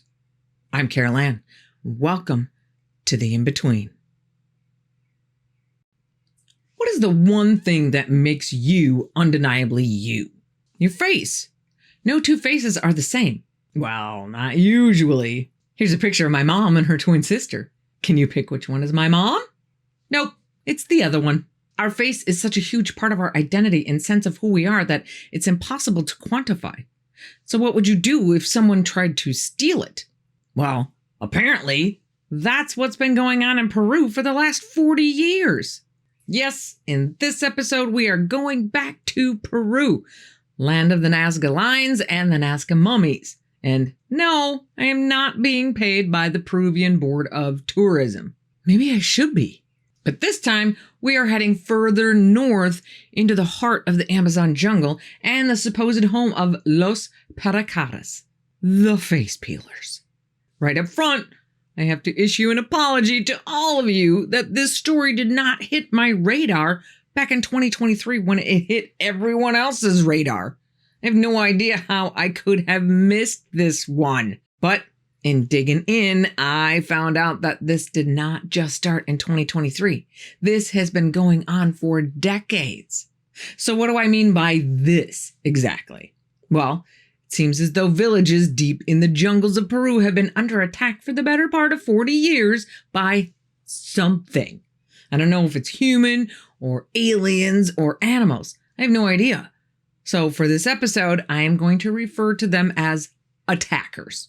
So the people of these Peruvian villages have been attacked by these attackers whose primary mission seems to be stealing people's faces. And unlike many other cryptids or strange beings that we talk about, these attackers are not rooted in Peruvian folklore. Don't get me wrong, they certainly have their share of crazy legends, like the Pish Taco. Not Fish Taco. A creepy white guy with hypnotic glowing yellow eyes that sucks the fat out of its victims. Or even older are the stories of the Supai, a shape-shifting spirit who would consume the life force of its victims. Unlike these nightmares, the face peelers have only been a thing for roughly 40 years. Today's younger adults remember being told by their mothers to get home before dark or the Paracaras will get you. Regular boogeyman stuff. But the generation before them will tell you that their parents never used the Paracaras as the boogeyman story to keep the kids in line. They never heard of them as children. Now, the earliest account I can find comes from a mention in a 2023 Facebook post from a man talking about how the attacks happening around that time are not new. That he knew of a guy in 1993 who was found dead on his farm with all of his organs missing. Not exactly face peeler MO, but that is who his family and friends blame it on. And then we have this story. September 26, 2013, 44-year-old Juan Cervantes is seen tying one on in not just one town, but in two. Then he decides it's a good idea to take a canoe out on Lake Emeria. So, surprise, surprise, when the next morning rolls around and no one has seen him. They start a search around the lake and find his empty canoe about 600 feet from shore. They go out to get the canoe, but they don't see anything else. As they're bringing the canoe back in, Juan's body pops up to the surface from somewhere deep under the water. I don't specifically know when they started the search or when they found the boat, but Juan's body was recovered early in the morning of September 28th, so he had likely been in the water less than 48 hours. Juan's autopsy showed no signs of drowning and no signs of any kind of trauma to the body, so he wasn't attacked and he died before he entered the water. The only thing found that might be linked to a cause of death is that his face is missing. Now you know why they call them face peelers. Some community members speculated that he must have died of a heart attack or something and then fell over into the water where the fish in the lake must have eaten his face. Okay, plausible, but if the fish were that hungry, why didn't they start eating all of him? Why just his face? People in the region report various attacks that are blamed on the face peelers throughout the years 2000 to 2023. But 2023 is when all hell breaks loose. And we get our first good look at what a face peeler really looks like. And just a note, some of the dates are a little sketchy, but I've done everything I can to build an accurate timeline. So it's the summer of 2023. The people in the village of San Antonio de Pintuyacu in the Alto Nanay region of Peru, the indigenous Iquitu people, are not having a great summer. Just to give you an idea of where this is, there's no way to get to this village except by a 10-hour boat ride from Iquitos. The reason they're not having a great summer is that for weeks, something has been trying to get into their village at night. Pairs of somethings floating through the air about 3 feet off the ground wearing head-to-toe black body armor. Nobody knows who they are or what they want, but they are freaking people out. So the men of the village have taken to spending most of the night, every night, sitting on their porches with their flashlights and their shotguns, trying to protect their families from these unknown invaders. On July 11th, 2023, Talia Davila Diaz is 15 years old and lives in the village. It's just getting dark outside around 6:30 at night, and Talia decides to go out into her backyard to pick some fruit for dinner. So as she's picking the fruit, she feels a rush of air from behind her, scattering the leaves in front of her. She turns to look and sees a 6 to 7 foot tall man hovering behind her on this flying disc like a hoverboard platform, covered head to toe in some kind of hard black armor with piercing bright yellow eyes. He lands next to her, grabs her, and puts his hand over her mouth as a second guy, looking just like the first one, comes up from the gully in the backyard, swoops in, and grabs Talia's feet. The two attackers jump back on their hoverboards, one behind her holding her mouth, the other one in front of her holding her feet, and take her to the edge of her yard behind a chicken coop. The one holding her feet takes out some powder and a liquid and puts them together into some kind of mixture, takes out a nasal syringe, sucks up the solution, and shoots it up Talia's nose. Instantly, she starts feeling kind of sedated. He then takes out a tube of some kind of cream and starts rubbing the cream on Talia's face. Again, instantly, Talia says she could feel her face going numb. She hears one say to the other, in Spanish, be careful, don't use too much, you'll ruin the flesh." Then they take out what must be some kind of laser scalpel and start making an incision on Talia's neck. She starts to struggle enough that they actually have to start over with a second incision. But Talia is not done yet.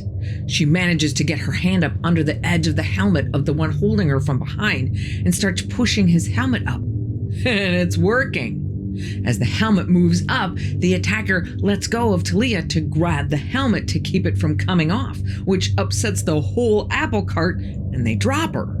This is her chance. She starts screaming for help. The attackers know the jig is up, and one says, "Come on, we gotta get out of here." And the other says, "Well, we just can't leave her here." And he grabs her by the hair and starts dragging her. The villagers hear her scream and come running and are right there within just a few seconds. The attacker finally lets go of Talia's hair, and both attackers shoot straight up and off into the night. The villagers find Talia unconscious with a swollen face and blood on her neck. Luckily for her, the cuts on her neck were only superficial, and the swelling in her face eventually went away, although it took a good week to get back to normal. One thing to note is that the village is pretty much the last stop before heading into endless Amazon jungle. And because of that, and the fact that they are a 10-hour boat ride to anything close to a city, the Peruvian Navy has given them a satellite uplink to be the communication point for anyone who needs help in the area. So Talia's attack was the last straw. They jump on the satellite phone and demand that the Navy and the police get out there and protect them. The nature of Talia's attack requires the police to open an investigation. So the police show up with a Navy escort, take everyone's statement, and leave. Some investigation. Then the police turn around to the media and tell them that it was gold miners wearing jetpacks trying to scare the villagers away from their land so they can mine the gold there. The local media had actually been doing a pretty good job of covering these events with some sense of gravity. But once the gold miner theory was trotted out, media outlets all over the world just run with it and don't look back. Which is too bad because that is not the end of the story.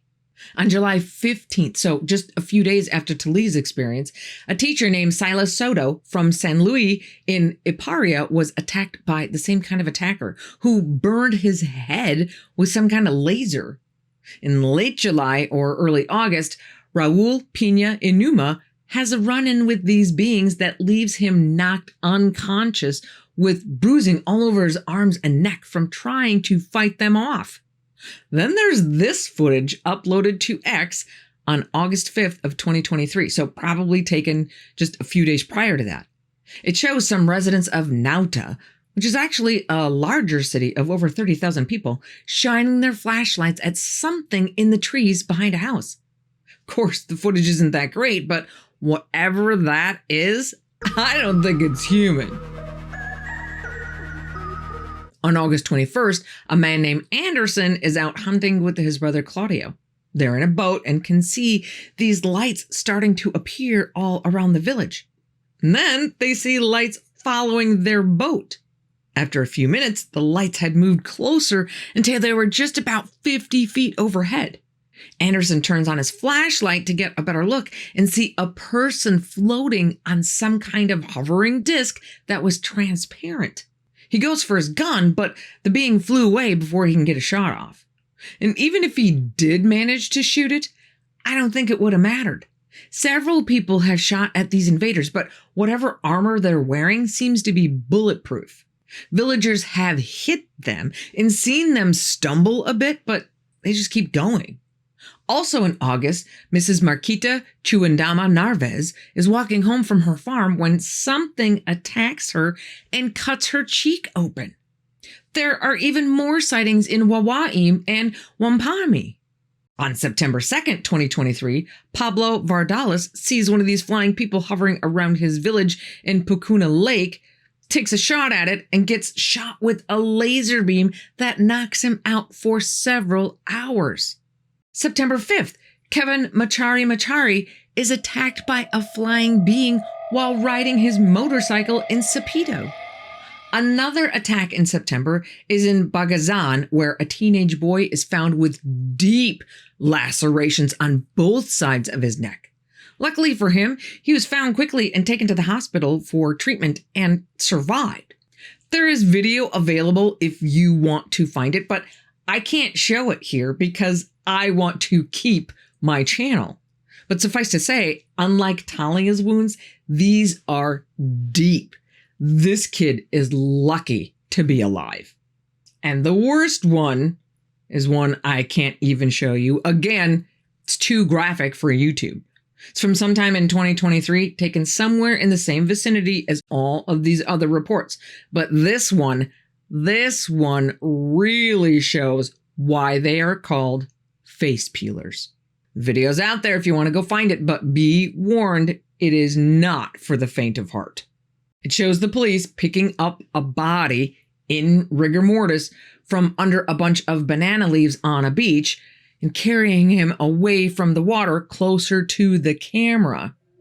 As they bring him closer, it is impossible to miss that 3/4 of his face and all of the tissue underneath is completely stripped away, leaving bleached white bone.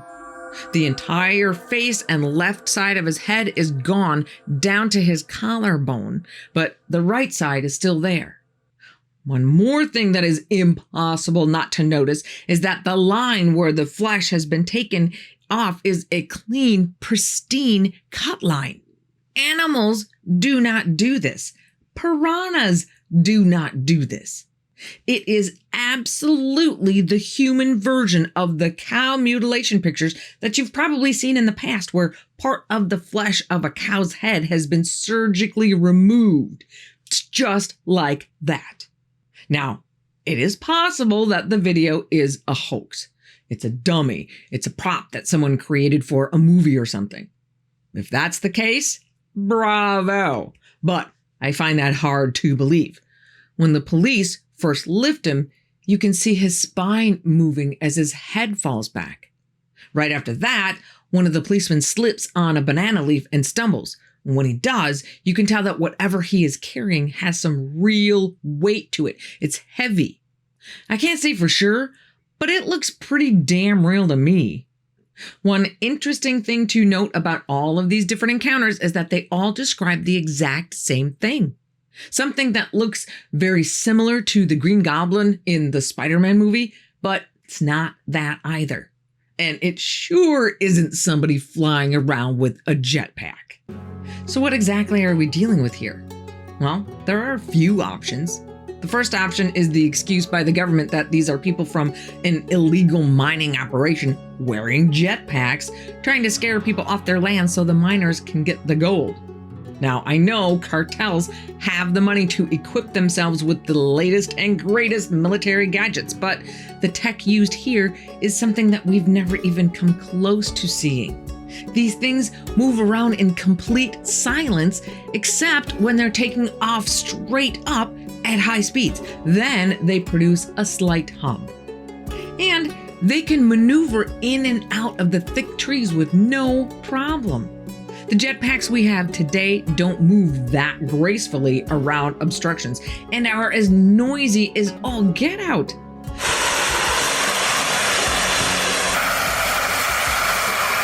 Not to mention that it's not even the rich cartels that are being blamed, just illegal mining operations. Illicit gold mining is profitable, but not cartel profitable. Another idea that's been thrown around is organ harvesters. Back around 2008, in the Pucallpa area, there was a rash of bodies found with their stomachs cut open, organs removed, and wads of cash stuffed inside their torsos. Those attacks were also blamed on the face peelers. But if that's the case in this 2023 rash of incidents, then the organ stealers are terrible at their jobs. Not one single organ was taken. Could they be aliens? I can't rule that one out. Assailants flying around using advanced technology and leaving bodies in their wake that look like human versions of cattle mutilations that we've all seen pictures of for decades. You're one ugly motherfucker. Not to mention that Peru, in general, has been a UFO hotspot for decades. They see them all the time. So if aliens are cruising around looking for test subjects, what better place than in the remote villages of the Amazon jungle? The last option, which I think is the most probable option, is that this is all some kind of government black ops program using advanced tech that we just haven't seen yet. Talia is the only person to hear them speak, and she describes them as the Peruvian and the Gringo. One is the Peruvian because he spoke the same Spanish dialect that she does. The other, she calls the Gringo because he spoke Spanish, but not her Spanish. Interesting that they both speak Spanish. And their moves just sound very human. The way they grab her legs and cover her mouth. Can't say that I've heard that behavior coming from any alien abduction encounters I've read about. The only thing I can't really square with this option is the description that the attackers are like 6 to 7 feet tall. These guys are big. Can they still be special ops guys? Yes. The tallest height restriction in a U.S. service recruit is 6 foot 8 inches, or 6 foot 6 inches for the Marines. But what are the chances that every one of these things that people see are that tall? And they have been reported as possessing superhuman capabilities, like jumping over houses. So while it seems probable that they're human, they don't seem human. The good news is that by all accounts, there have been no further attacks in that area of Peru. But something was happening. And if it can happen to them, who's to say it can't happen someplace else? To someone else? Maybe me. Maybe you.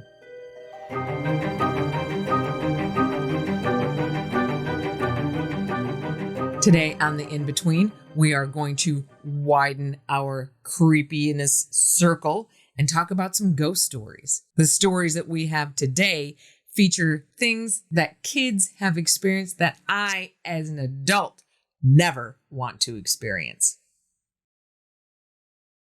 A few years ago, Angie lived in a 2-bedroom apartment with her 2 sons, Riley, who was 8, and Tanner, who was 10.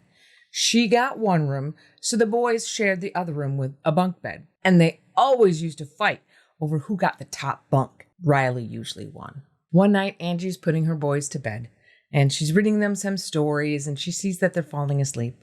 So she gives them each a kiss on the head, and she quietly slips out of their room and goes to her room right next door and goes to bed. About an hour later, Riley screams bloody murder, and Angie jumps out of her bed, runs to the boys' room thinking Riley must have fallen off the top bunk. Sure enough, he is on the ground, head down, still screaming. And she tries to calm him down, asks if he's okay, thinking, I guess this is going to be a trip to the ER tonight. And he just looks at her and screams, get me out of here. So she picks him up and carries him across the hall to the bathroom, where she turns on the lights and starts checking him for injuries. Long story short, Riley's fine. Turns out he actually jumped from the top bunk and landed just fine. So Angie asks him, why did you do that? And he blurts out, to get away from the lady on the ceiling with the backwards head. Now, by this point, Tanner's woken up and he's so annoyed with Riley. And he's like, dude, it's fine. You're okay. There's nothing to be afraid of. So Angie finally manages to calm Riley down. But from that night forward, Riley refuses to sleep in his own bed and insists on sleeping with Angie in hers, which she was okay with. But she did try to convince him to go back to his own bed. Tanner even offered to give him the bottom bunk permanently. Riley wouldn't budge. So about a month goes by, and Tanner's still sleeping on the top bunk in the boys' room. And one night, he wakes everybody up by jumping off the top bunk, running into Angie's room, and climbing into bed with Angie and Riley. And Angie says, honey, what's up? But Tanner refuses to talk about it. Now, he had just spent some time with his slightly older cousin that day. So Angie's thinking, well, maybe the boys watched some movies that they shouldn't have been watching, and Tanner's just had a nightmare. So she kind of pats him on the back, rubs his back a little bit, says, it's all right, you're safe, don't worry about it. And they all go back to sleep. So now, all three of them are sleeping in Angie's bed every night. And she does her best to get them to go back to their beds. She even buys them cool tents that go over the top and flashlights and comics. And the boys love this stuff, and they'll hang out in their room and enjoy it, but only during the day. And both the boys love animals. So she even goes so far as to buy them 2 mice with a big cage, thinking that if there's some other living creature in the room, that would give them some sense of comfort.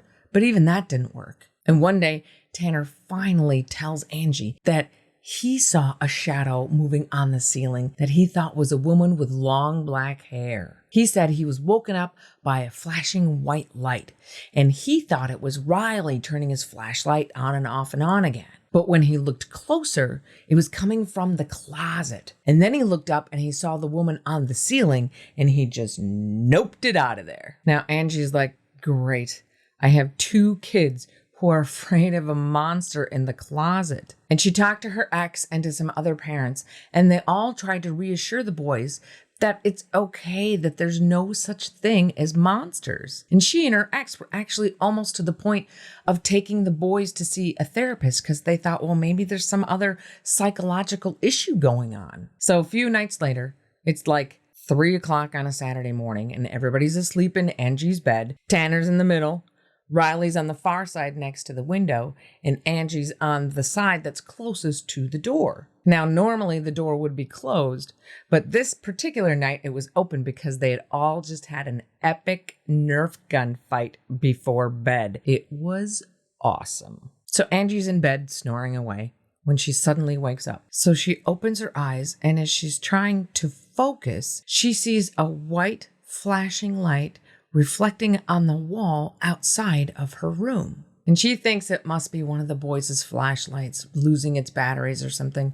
And she debates on whether she actually wants to get out of bed to go turn it off, or whether she should just roll over and ignore it, when she sees the source of the light is slowly moving down the hallway, getting closer to her room. Well, she immediately thinks there's an intruder. So she very quietly gets out of bed, gets closer to the door, so she can maybe kind of see if she can see what's going on out there or hear anything. And she peeks out into the hallway and she sees that the light is flashing near the ground coming from the boys' room. And she doesn't hear anything, no footsteps, nothing. So she quietly tiptoes out into the hallway and looks into the boys' room, and the light stops. And she starts freaking out, so she flips on the light switch and nothing. Mice are chilling, nothing out of place, and she looks all over the floor for the source of the light and finds nothing. Well, they ended up moving out a couple of months later and into a place where each of the boys got their own room,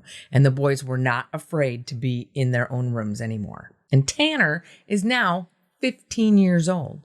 So a couple of months ago, Angie told him the story of her getting up at night to look for the light. And Tanner turns white as a ghost and just looks at her. And Angie's like, Tanner, what's the matter? And Tanner looks her dead in the eye and says, you're lucky you didn't look up.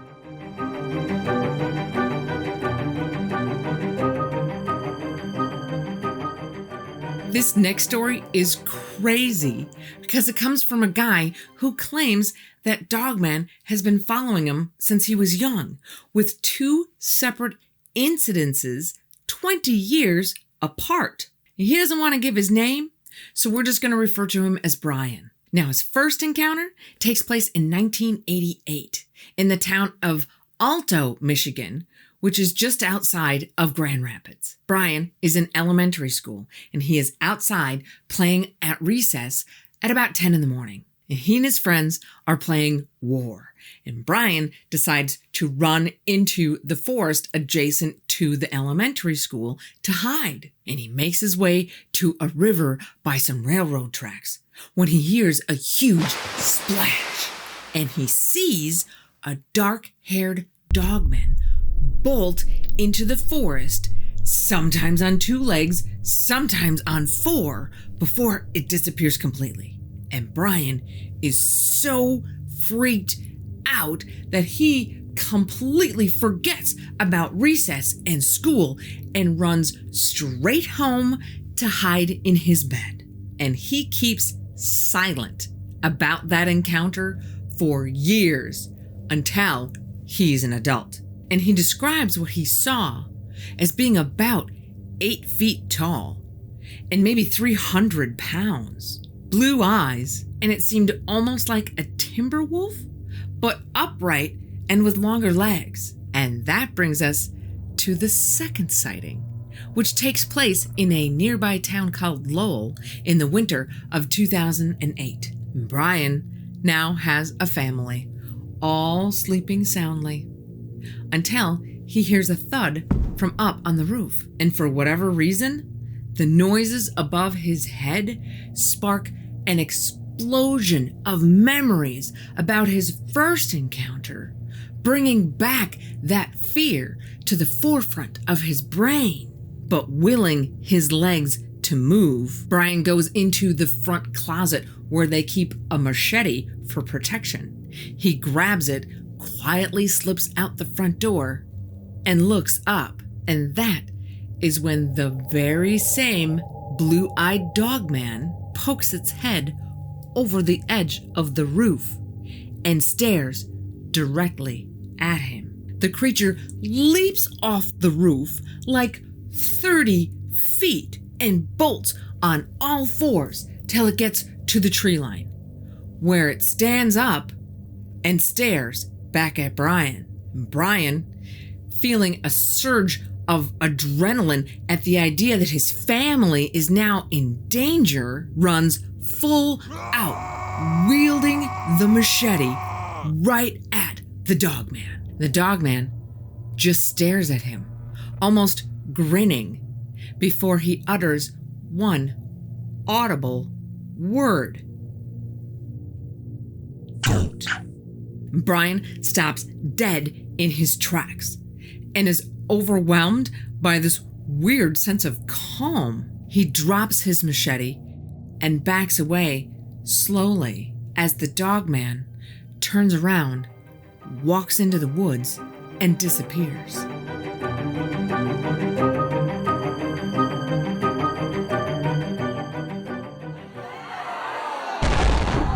You have cried out to us, more Skinwalker stories! And we have heard your cries. And today we have an episode that is 6 Skinwalker stories just for you. The writer of this story chose to remain anonymous, so we'll call her Anne. Anne and her bestie Karen go to college together. And Anne kind of wanted to learn more about Karen's Navajo background and traditions. So Anne decides to join Karen for a 3-day stay at Karen's grandma's house on the reservation. Her grandmother lives near Tuba City, Arizona, out in the middle of nowhere, but surrounded by other rural homes. Now, the first day the girls are there, it's pretty chill. Nothing out of the ordinary. Until Grandma mentions that she saw a stray dog come out of nowhere and it doesn't want to leave. And Anne's thinking, it is acting kind of strange. And it's kind of ugly looking. It's got a black, shaggy coat and it looks kind of like a mix between a German Shepherd and a lab. The next day, Grandma's in the kitchen making lunch and the girls are watching a movie in the living room, which has a large picture window with the curtains wide open that looks out onto the front yard where the cars are parked. Next to the window is a medium bookshelf where the DVDs are kept. And Karen gets up to put the DVD that they had just watched back on the shelf, glances out the window, and freaks out. The dog is staring at them through the window, standing on the wood box outside. Not something normal dogs do. And the other dogs in the yard seem to keep their distance. And Karen storms to the front door, opens it up, and yells, "Get off the box!" And the dog runs behind the shed. The girls head to Tuba City to get some groceries and come right back. And the dog is nowhere to be seen. Nothing unusual. Grandma decides to go visit some friends. So now it's just the girls at home by themselves. And about 5 o'clock, they hear somebody trying to open the front door. They're both a little surprised because neither of them heard any cars drive out.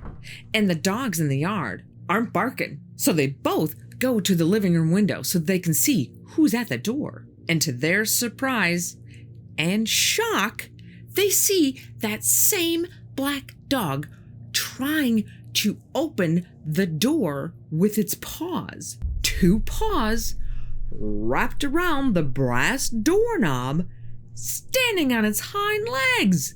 Anne certainly thought that was weird, but inexplicably isn't freaked out. Karen, however, is. She opens the door and chases the dog off. Grandma comes back later and Karen tells her what happened. And Grandma does not like what she hears. But it's pretty late now, so all the ladies get ready for bed. Anne and Karen are sleeping in the spare bedroom because it has 2 beds and one window that's open just a little bit so they can get the night breeze. They turn off the light, say their goodnights, and the night quiet settles in until they hear a noise coming from on top of the roof. Pitter-patter footsteps and panting and scratching. Then whatever is up there sounds like it jumps off the roof onto this plastic water barrel that's outside. And they can hear what sounds like barking. But as it grows louder, the other dogs start barking as well. And something starts running around the house barking. And it was no dog. Nope, it wasn't. This barking sounds human. A deep male voice barking like it knew that they knew that it wasn't really a dog. Then panting again by the window. And now the girls are freaking out. Karen goes to the window and opens the curtains to look out. And there is the stray dog on its hind legs looking into their bedroom. But this time it stinks and it looks like it's got 2 black holes in its neck. with eyes that are twinkling like ugly, glossy spider eyes, and paws that look like deformed hands with overgrown, thick, sharp nails. Both girls start screaming and slam the curtains closed. Grandma comes running through the door, and she sees it too. She runs to her bed and grabs the shotgun that's underneath. Then she runs to the fireplace and grabs a handful of ashes. She grabs 3 shells, coats the shells in the ashes, and loads them into the shotgun. And she blesses herself in Navajo as she opens the door and heads outside to shoot it. And yelling in Navajo, she tells this thing it's not welcome here.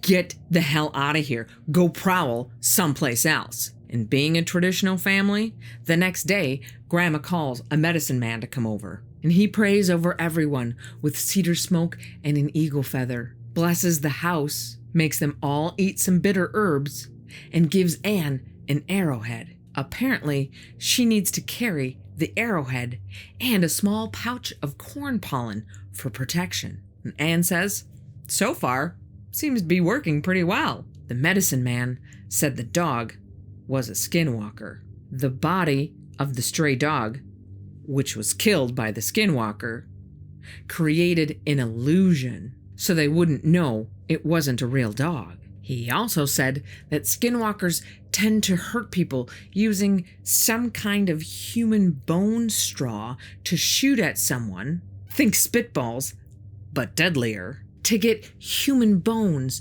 into their target. Doctors can't detect it, but that day, the medicine man pulled a piece of human skull out of Grandma's right shoulder. It was like 2 inches long and a half an inch thick, and it was real. Anne and Karen watched him pull it out of her. That was intense. Are those not some of the most terrifying tales of all time? I don't know about you, but I'm ready for Halloween now. But if you're not, need a little bit more help, go ahead and click right here. I'm betting this one will push your terror meter into the red. Be careful out there, and I will see you here again on the In-Between.